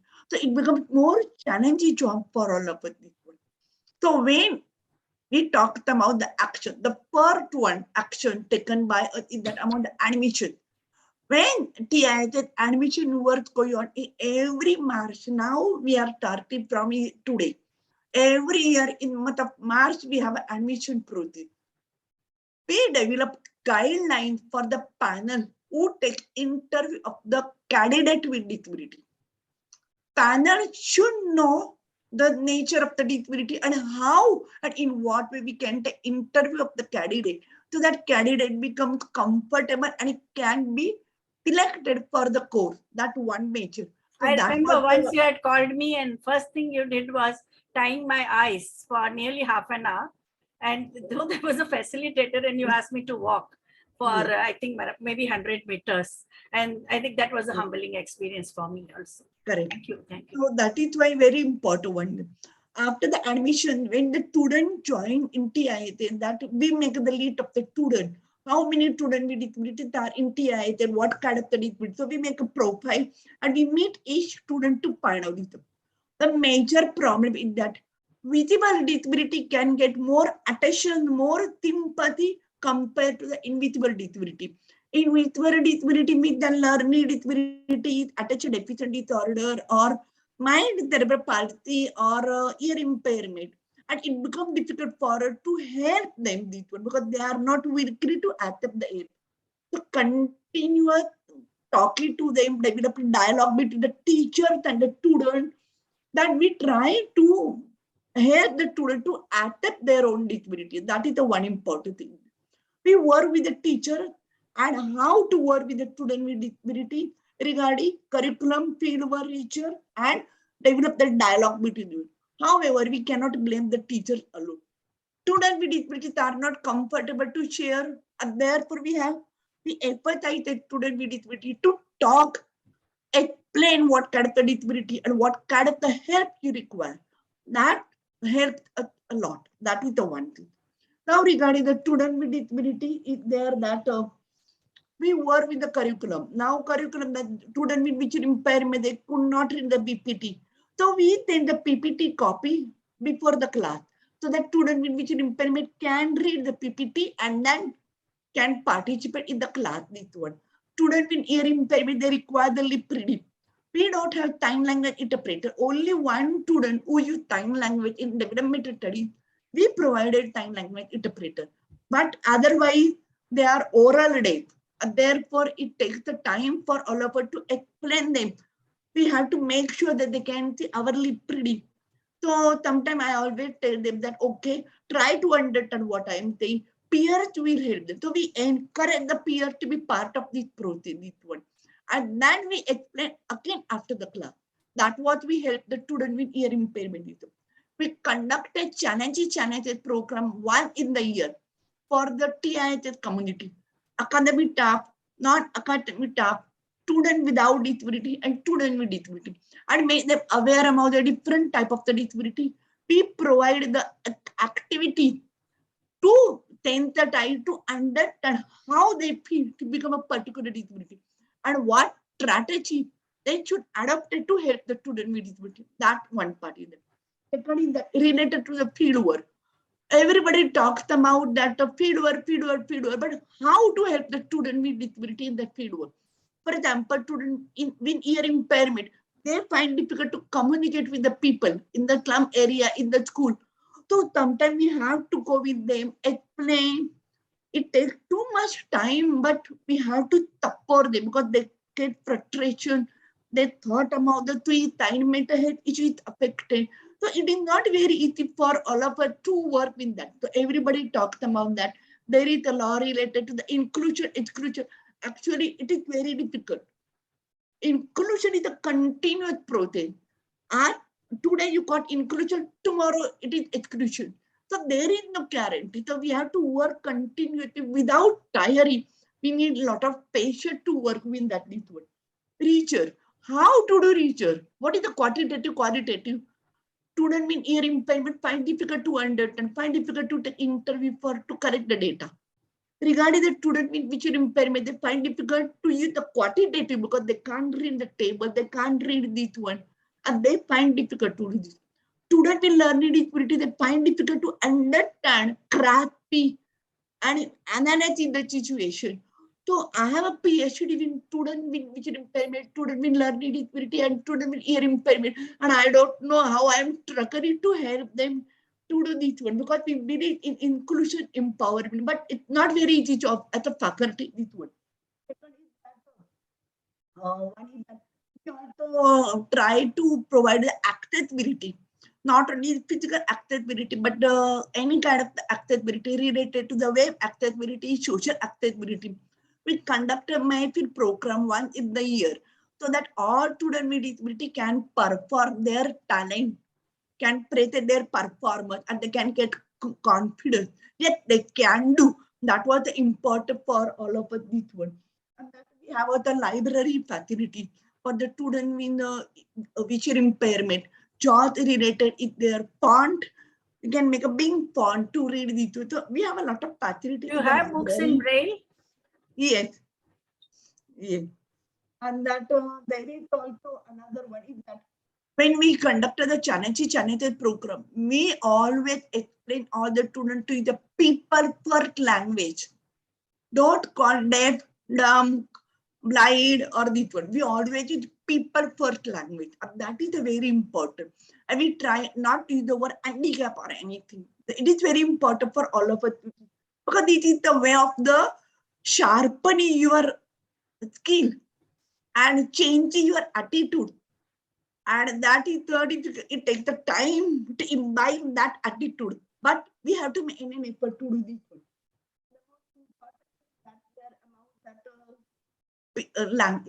Among the counseling.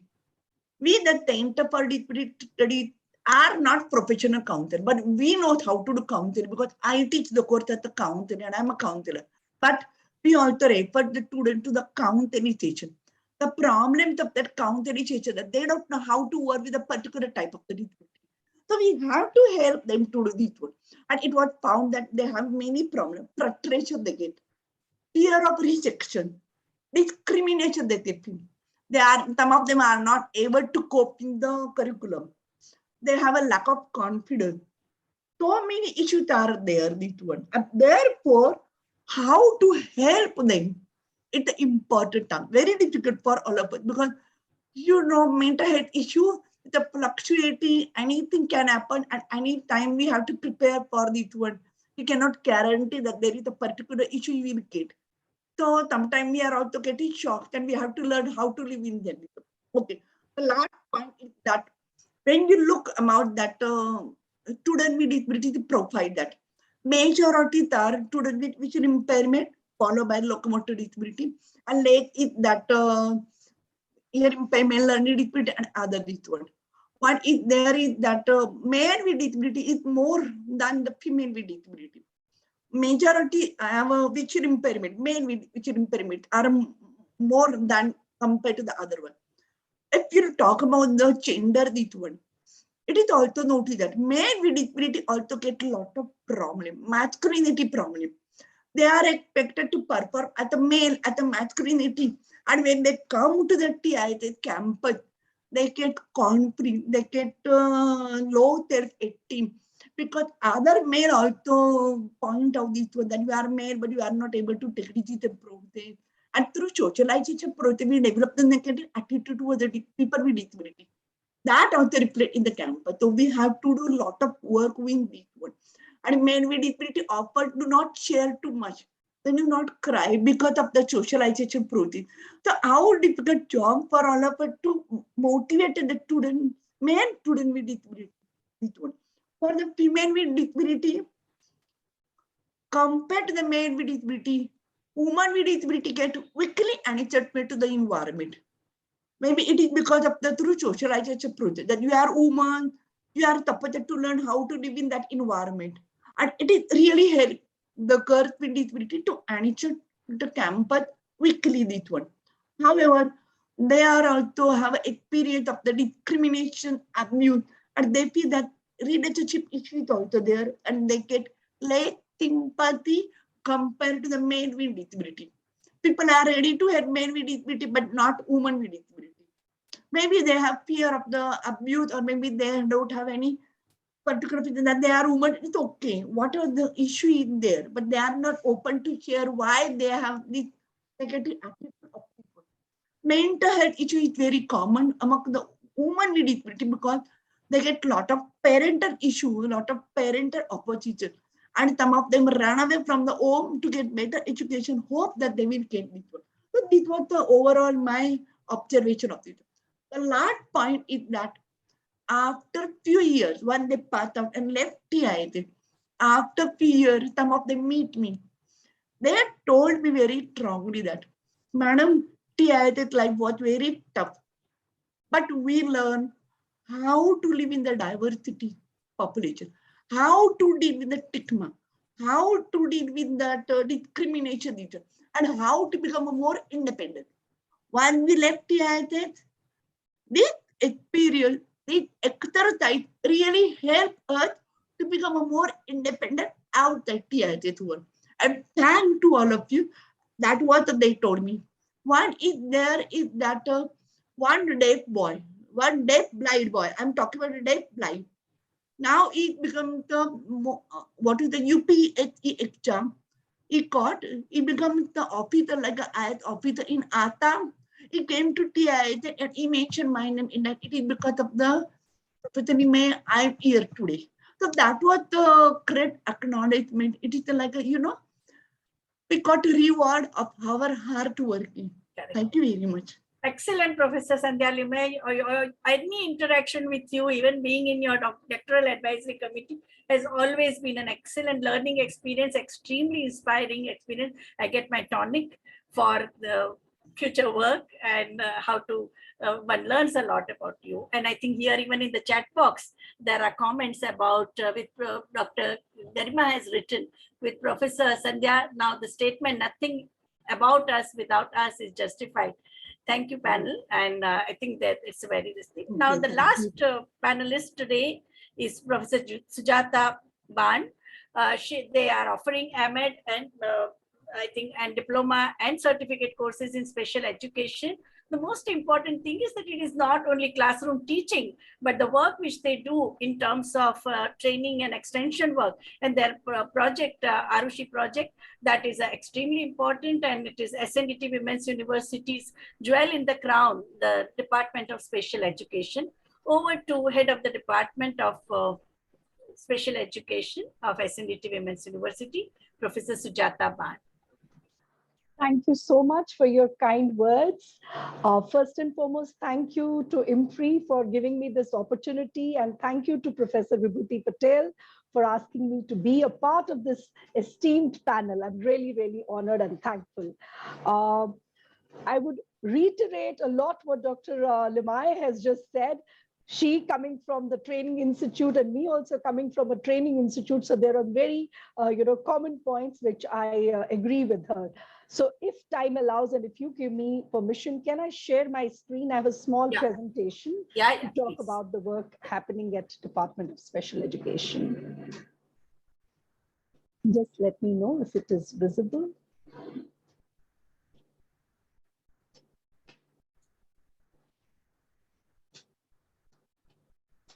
Yes. Madam, it is in working mode. Make it a full screen. I'm doing that. I'm doing slideshow mode. Yes, I'm doing that.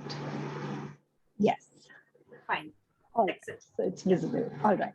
So the topic today is gender and disability, shifting discourse to focus social inclusion. And I focus on this picture here, which shows that physical inclusion is there of this girl child in a school, in a rural setting, but there is no social inclusion. The child is sitting on a periphery. Some children are having those, eyeballs on her. What is this child going to do in this class? Will she be engaged in the activities that we are doing? Will she be able to participate? So on and so forth. Department of Special Education was started in 1977 with this aim of nurturing and enabling, empowering people with disabilities, preparing teachers to teach children with disabilities, because we believe that if the teacher teaches the way the child can learn, then definitely every child can learn, be it with any disability. So we offer PhD program and programs at postgraduate and graduate level, B.Ed, M.Ed, and PG diploma, as Vibhuti ma'am just highlighted. Now, the scope of our curriculum is such that we do emphasize on gender issues because as highlighted earlier also, women with disability are a victim of double disadvantage, double discrimination. So our students have to be aware of that and be the advocates for women with disabilities and not just with men with disabilities, though we are talking about children with disabilities particularly, but we also train them for becoming advocates for adults with disabilities, focusing on women particularly, because SNDT primarily believes in empowerment of women. So all women-related issues are very close to our heart. So we do recognize that women with disabilities are often the ones who are subjected to abuse both within and outside their homes. They are neglected by many families, particularly when it comes to their education, or exploited in many, many different ways. So we feel and we make sure that our students understand that this gender perspective has to be an integral part of all the policies, all the work that they do, all the work that's happening at the national level, at local level, which promotes full employment and rights and fundamental freedom of women with disabilities in particular. Now, what makes our program special? We use a very dynamic teaching learning experience. We provide that to our students, where our focus is that we give them exposure to a variety of resource persons coming from different parts of the country and abroad, who highlight many issues which are universal in nature. Here, I would like to say, what Dr. Lane began with, all the issues and concerns, they resonate with the issues that we also have in India. So that makes it even more important for us to address those issues, because they are universal issues. So when they get exposure from international faculty, they understand that there are many things which are universal in nature and they need their attention. Like you can see in the left corner, we have organized programs on gender and disability, and like that, we keep on doing such awareness programs.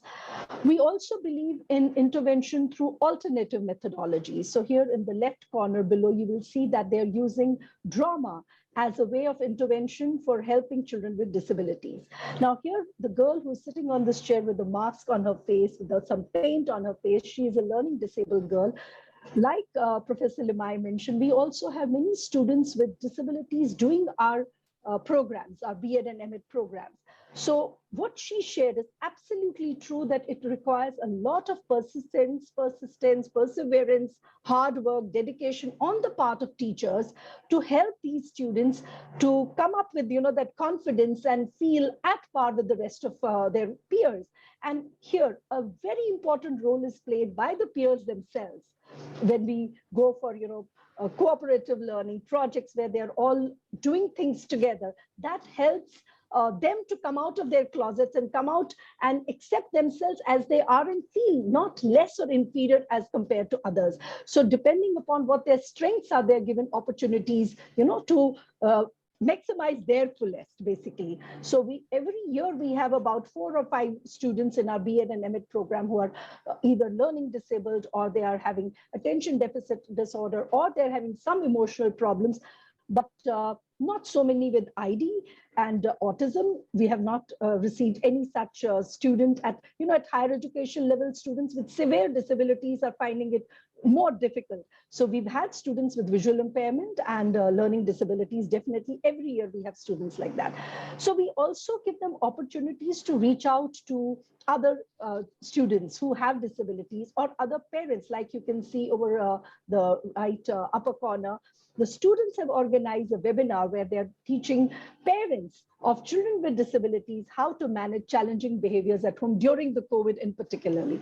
So a lot of opportunities are given to all the students with disabilities and without disabilities to get that leadership training.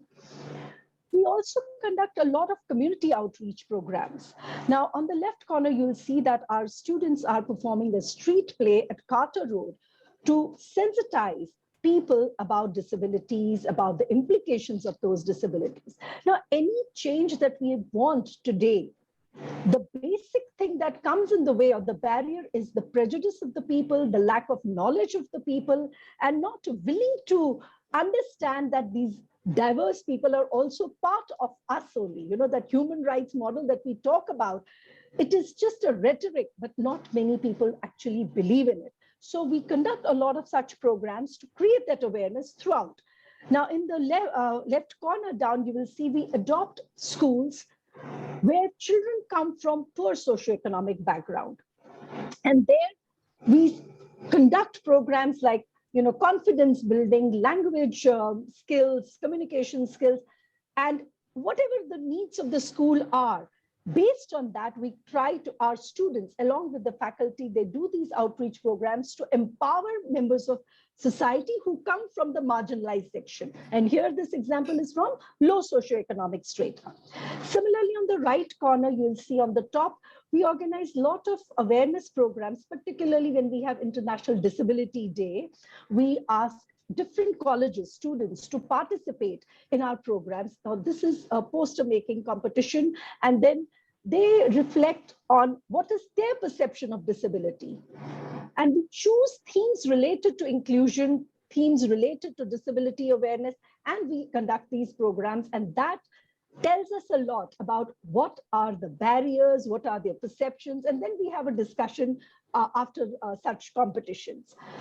Below, you can see that, again, to create awareness in the society, you have to choose the places. So we have every year at the time of Diwali, barring these 2 years of pandemic, we have stalls in different malls. We have, talks in different malls, different activities are done in different malls, again, to create awareness about disability. So this, again, kind of forms a basis for social inclusion.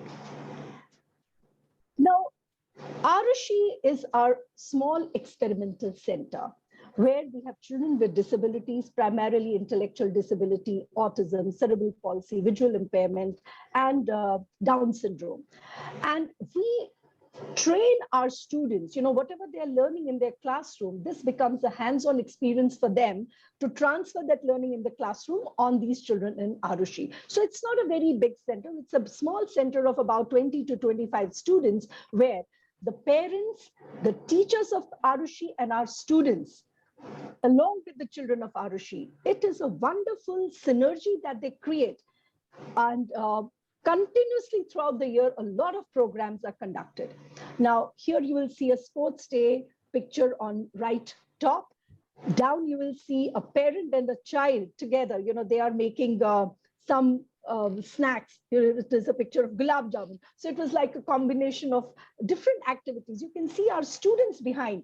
They are the ones who conceptualize and implement such programs, which gives an opportunity to the parents to come forward, work with their children. And when you engage them, they feel so much more empowered. And activities like that also empower our students, besides creating an opportunity for the children with disabilities to participate in the same. We have recently developed a sensory garden. Now, if you look at this, it's a garden which is very unique because it stimulates different senses. As you can see in the beginning, there is a tactile surface. On the side, there is something like chimes, which is an auditory stimulation. On the left, you can see some plants. These are specially selected plants, which again stimulate the olfactory sense. Then as you look on the right side, there are different activities like swing, seesaw, and these activities that they have to go through these tires. So, again, to stimulate their vestibular sense, kinesthetic sense. So this is a garden basically to stimulate the senses of children. When we know that sensory stimulation is not just essential for children with disabilities, but it is important for cognitive development of all children. So this sensory garden becomes a very good platform for inclusion of children with disabilities and without disabilities. So when they come together at a very young age, a child without disability is exposed to children with diversities. So that enables him to grow up without any prejudices. So we use this garden as, that's our primary objective for having this garden. And I feel when we want to, when we are aiming at inclusive society, inclusive education is but the first step in that direction. So it's very important that we expose children, young children, to these diversities. So in our department, whenever there is any festival, be it Ganpati or Diwali or any festival, any activity that is happening in Arushi is never complete without including children from regular school. So all the very prestigious schools like Manik J. Cooper, Arya Vidya Mandir, those who are from Bombay would know that these are very prestigious schools. So we have developed a relationship with them. They always send some children to Arushi, and together we organize a lot of activities. So that I feel is a very good way of, clearing those prejudices in the mind of young children. Now, during the lockdown, it was a big struggle for us because many children, their parents lost their jobs, they were hit economically, so many of them left for native places, and we were really worried, how do we maintain their education? They should not regress, because if these children who are so used to some regimented routine, and when they are just locked in their homes, they may be not having access to internet or whatever, and they will miss out a lot. But somehow we, like one of the panelists mentioned earlier, not a single day was lost. My teachers were determined. They picked up the technology so quickly, and they made sure that our children do not miss out on education even for a single day.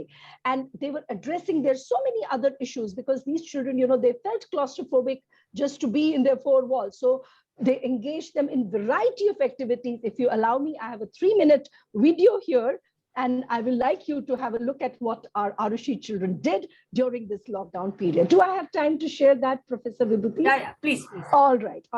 Then I'll have to just stop sharing because I've not turned the sound on. Just give me a moment. Stop sharing. I'll share again. Meanwhile, I request all the panelists to write your email IDs. There is a request in the chat box. Yes.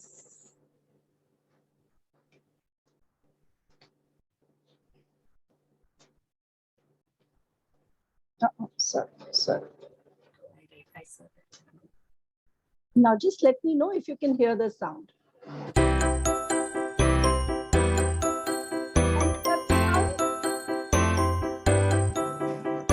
Can you hear it?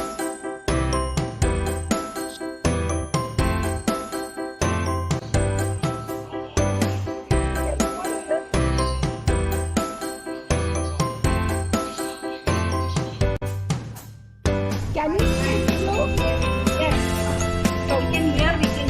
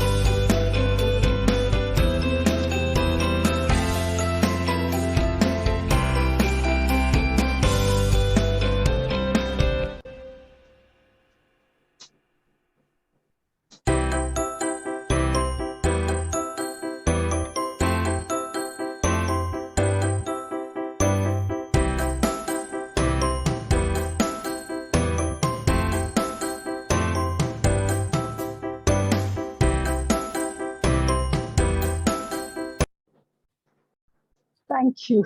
Yeah, in fact, this is what inspired me. I read it in the newsletter, this one. Yeah. So we try our best to engage all our students, that is the trainees, in activities which are not just restricted to the curriculum prescribed, So they need to understand the bigger issues, the larger issues. So we are constantly, giving them many such skill enhancement programs. And that is our way of preparing them for inclusive world, you see. And another thing I wanted to highlight before I end is that our curriculum is focusing on special education. But now there is a change there as well. Rehabilitation Council of India is our governing body, and now they're looking at the syllabus with new education policy of 2020 that we have to focus on education of each and every student, not leaving anyone behind. So there is earlier it was a single disability perspective to the curriculum. Now it is multi-disability perspective to the curriculum, where every special teacher is not going to be trained in just one disability, but will be able to address diverse learners in the class. And so is the NCTE also looking at it now differently. So anybody who's going to be trained in general education will also learn so much more about not just their subject pedagogy, but also how to address diversity in class. So this, the marriage between NCT and RCI, I'm sure will in future prepare teachers who will be able to look at inclusive education in a more positive manner. A lot needs to be done. It's a long journey, but we all try to make difference in our own little ways. Thank you so much. Thank you, Professor Sujata Ban, for a mind-blowing work that your team of highly creative and competent, innovative and sensitive volunteers as well as teachers are doing, and with commitment and also honesty of purpose.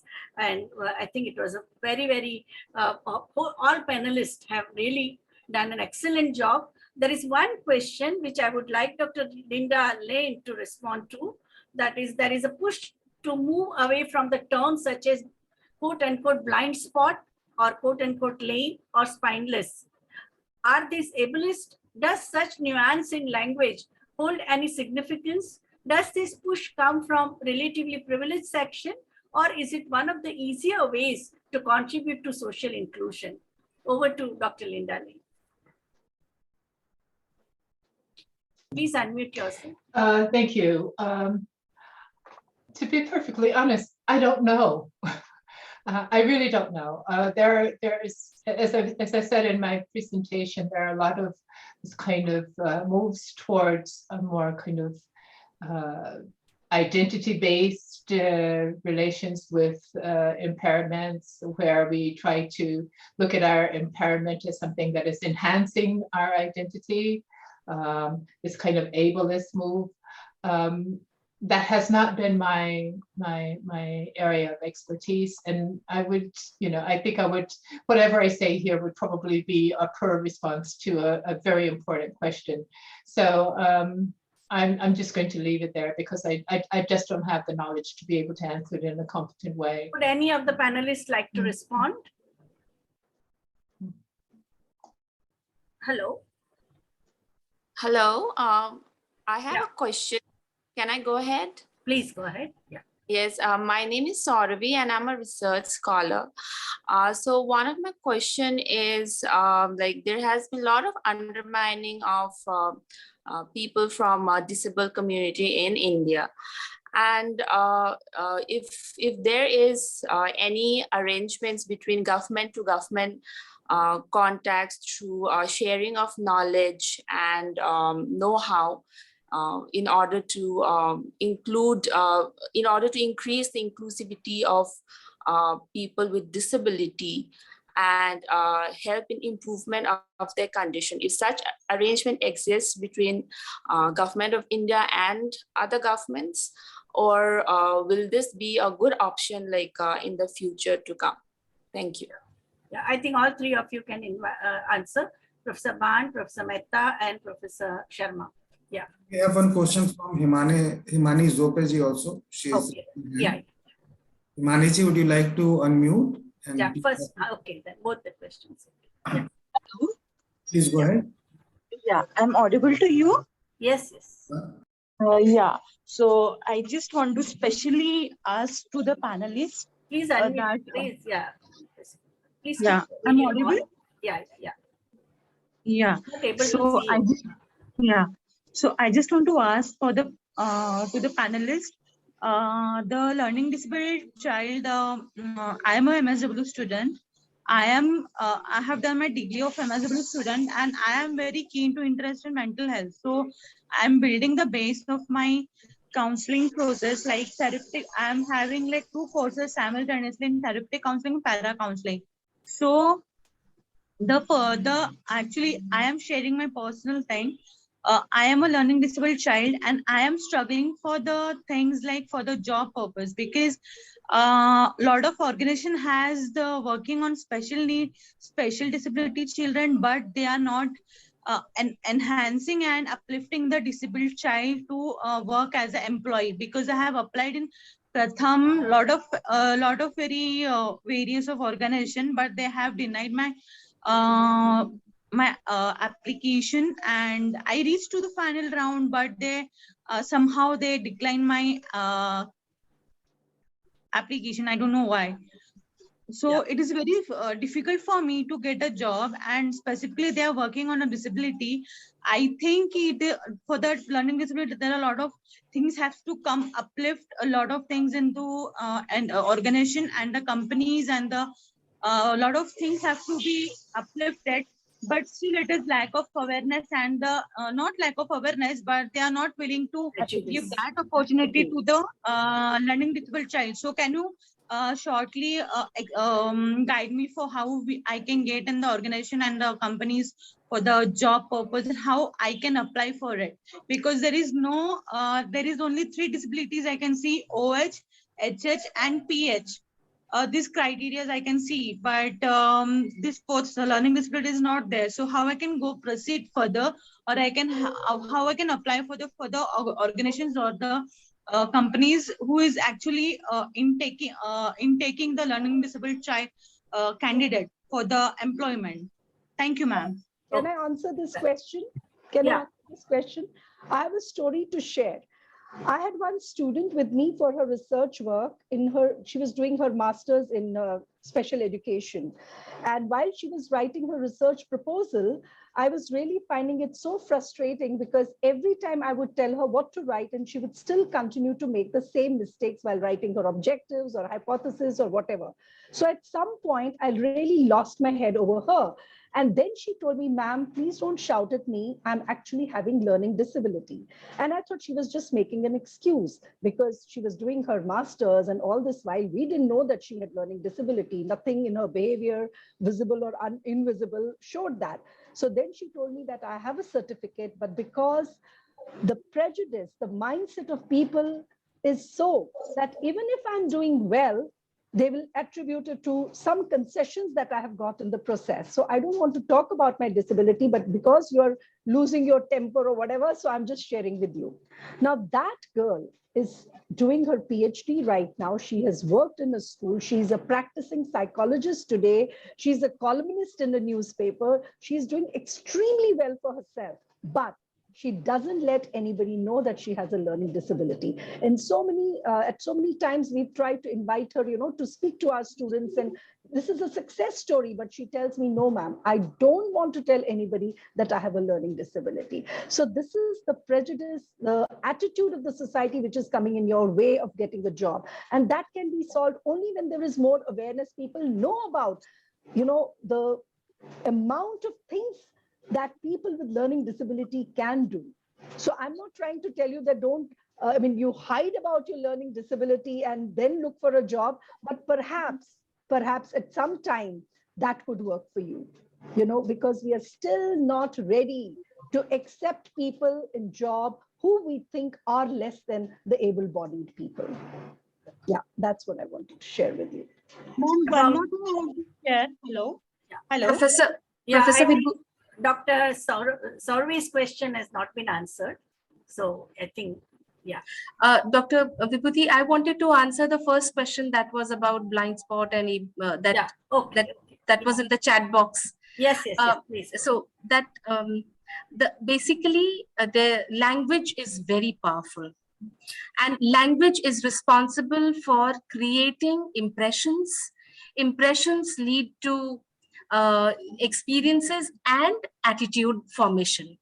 So the move, actually, it is a very, it is extremely important for all of us who are working with individuals with disability, or for all, not only working with individuals with disability, for every member of the society to remember to use language which is person-centric, which focuses on the person and not on the attribute which could be visual impairment or blindness, which could be hearing impairment or deafness, whatever. We need to, that is why everyone here I noticed was using the term individual with disability, children with disability. So the first term is individual, child, person, woman, girl, and these terms, blind, lame, deaf, they are stigmatizing. They label people, and stigmatization, labeling leads to stigmatization and experiences of discrimination, marginalization, and so on. So the push is a part of the social inclusion of individuals with any kinds of attributes. I don't even want to say disabilities, because of the moment, even now even the word disability has a negative connotation attached to it. So what we need to do, what all of us need to remember is, like any of us is short, tall, maybe fat, maybe too thin. Likewise, there is this attribute which is a normal, common attribute. Anybody could have any attribute, and that is what is so important. So this is a very relevant question, and I'm so thankful to you for asking, for bringing it up, because language is, I'm repeating, language is very powerful. It leads to attitudes in the society, which leads to experiences of which are disabling and discriminating. The moment we change language, we are, the entire perception around a particular attribute changes. I hope I've been able to make some sense to you. Yeah, I strongly agreed with Prerna also. That is what the word people first language. Exactly. That means blind people, deaf people, better to use the name with ear impairment. Somebody with that deaf, blind, lamb, handicap. I heard many of them are UT. So we have to be careful because it reflects our negative attitude. Absolutely. When you talk about the blind spot, how people label them out, I don't know. I'm not aware of that. But later on, when you come to know, it becomes a painful experience for the people with disability. Yes. So that was the issue. We have come a long way, calling them a moron to today being called an intellectually disabled person. So that also tells us like how language is very, very critical. Very, very critical. Very important. Vibhuti, may I answer Sauravi's question? Yes. You know, so far as my knowledge information goes, there is no G2G as a policy, right? So the way you have for people in prison or for khadi cottage industries, you know, G2G, it becomes without tendering and without any bidding, it can be purchased. But the organizations working for vocational skills or livelihood promotion of people with disability, and within that also government organizations, like we have here a rehabilitation center in the city of Baroda, rehabilitation center for women with, you know, disability vocational training center. But there is no G2G that is happening. There are many reasons also, which in terms of quality, in terms of, you know, quality checks and other things, but as a policy, it is not there, which is there for other things. So that I just wanted to share for my state. Responding to another question very quickly related to the job of a girl MSW doing and learning with disability, she said about the job requirement. There are organizations, if I may add that, which have now made diversity and inclusion as their policy, and they are really going a big way recruiting people, and these are the corporates, you know, which is going a big way recruiting people. Lemon Tree is one of such organization which has made that by 2030 they will have almost their 30% of you know, employees, 30 to 40% of the employees who will be people with disability, and they are taking people from across spectrum. So it is not just, you know, one particular type, but they have on their board, and I'm witness to that, you know, kind of initiatives that I have. And similarly, there are many corporates who have done it. So if you're looking at for a job in corporate, I think you should pick up the organizations which are having this kind of policy and are doing a big way. You know, and there is a Vindhya a BPO in Bangalore, which is which is not only for women, but with people with disability. The entire BPO is managed by people with disability of different types again. And I'm sure with your MSW background, it would be a good inclusion even for you to try your hands on there and check it out. This is just personal. Thank you, Professor Bhavna. The last word, Dr. Linda Lane. Yeah, you have to. I know you have to. You have another engagement. Yes. Okay. Thank you all very much. Can you hear me now? Yeah. Okay. Thank you. And I'm especially doing some happy for the discussion about language, because as we see, how we talk about what we are and how we name things is important. But I would also like to say that there are people, especially in my part of the world, who are embracing their disability or their impairment. And for them to call themselves lame or blind spot is not at all experienced by them as being something discriminatory. It's them saying, I own who I am in the situation. And of course, that has taken a long time to get to that stage, so I completely understand the conversation. And I think that was, if I'm going to have a takeaway from our discussion here today, that has been one of them. So I really appreciate the opportunity to have been able to participate in this really interesting seminar with you. And maybe in the future we can do it again if you want to, and there is an opportunity. So thank you very much. Thank you, Dr. Linda Lane, for such a lively discussion that we had. There are not one, but there are several takeaways of this panel discussion.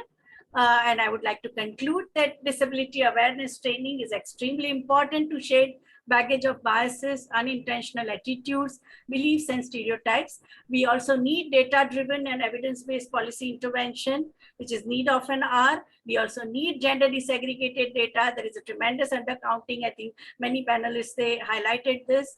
Advocacy at the policy level alone is not enough.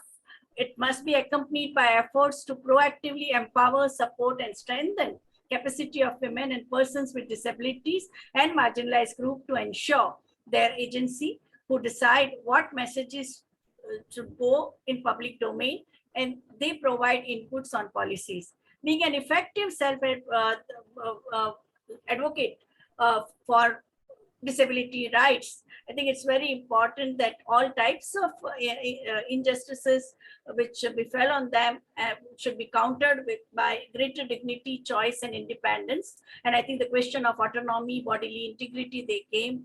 The examples of forced abortion, forced hysterectomy, which have seen even the institutions following, government recognized institutions following, I think they need to be abhorred. And along with gender issues, we need to take into consideration other dimensions such as economic class, caste, ethnicity, race, sociocultural factors, religious and ethnic minority majority construct, health conditions, public participation, and the whole environmental the issues of the ecosystem, whether it is a corporate or community.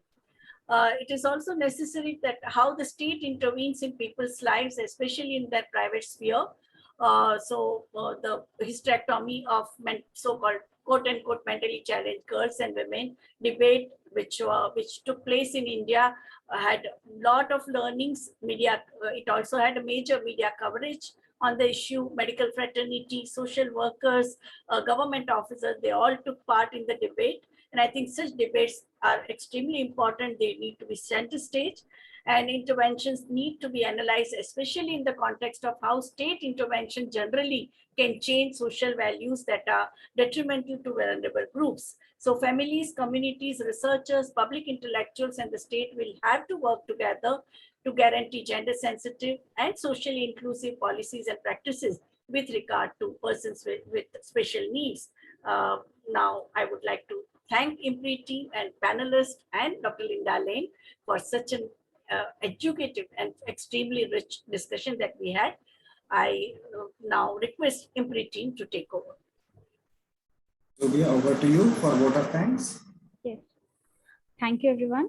As we come to the end of this extremely enlightening discussion, I, Zubia, researcher at IMPRI, Impact and Policy Research Institute, New Delhi, would like to formally propose a vote of thanks on behalf of the IMPRI Gender Impact Studies Center. We are grateful to Professor VIBHUTI Patel for chairing and leading the special talk on gender and disability, shifting the discourse to focus on social inclusion. We'd also like to express our gratitude to the speaker for today's session, Professor Linda Lane, for taking out her precious time to share her views on the crucial topic. Also, we'd like to thank our esteemed panelists, Professor Bhavna Mehta, Purnima Nair, Nidhi Goyal, Dr. Prerna Sharma, Professor Sandhya Lemay, Professor Sujata Bhan. We'd like to thank all of you for adding your diverse perspectives and valuable insights to the deliberation. And of course, we thank all our participants here on Zoom or on Facebook Live for participating and raising pertinent questions.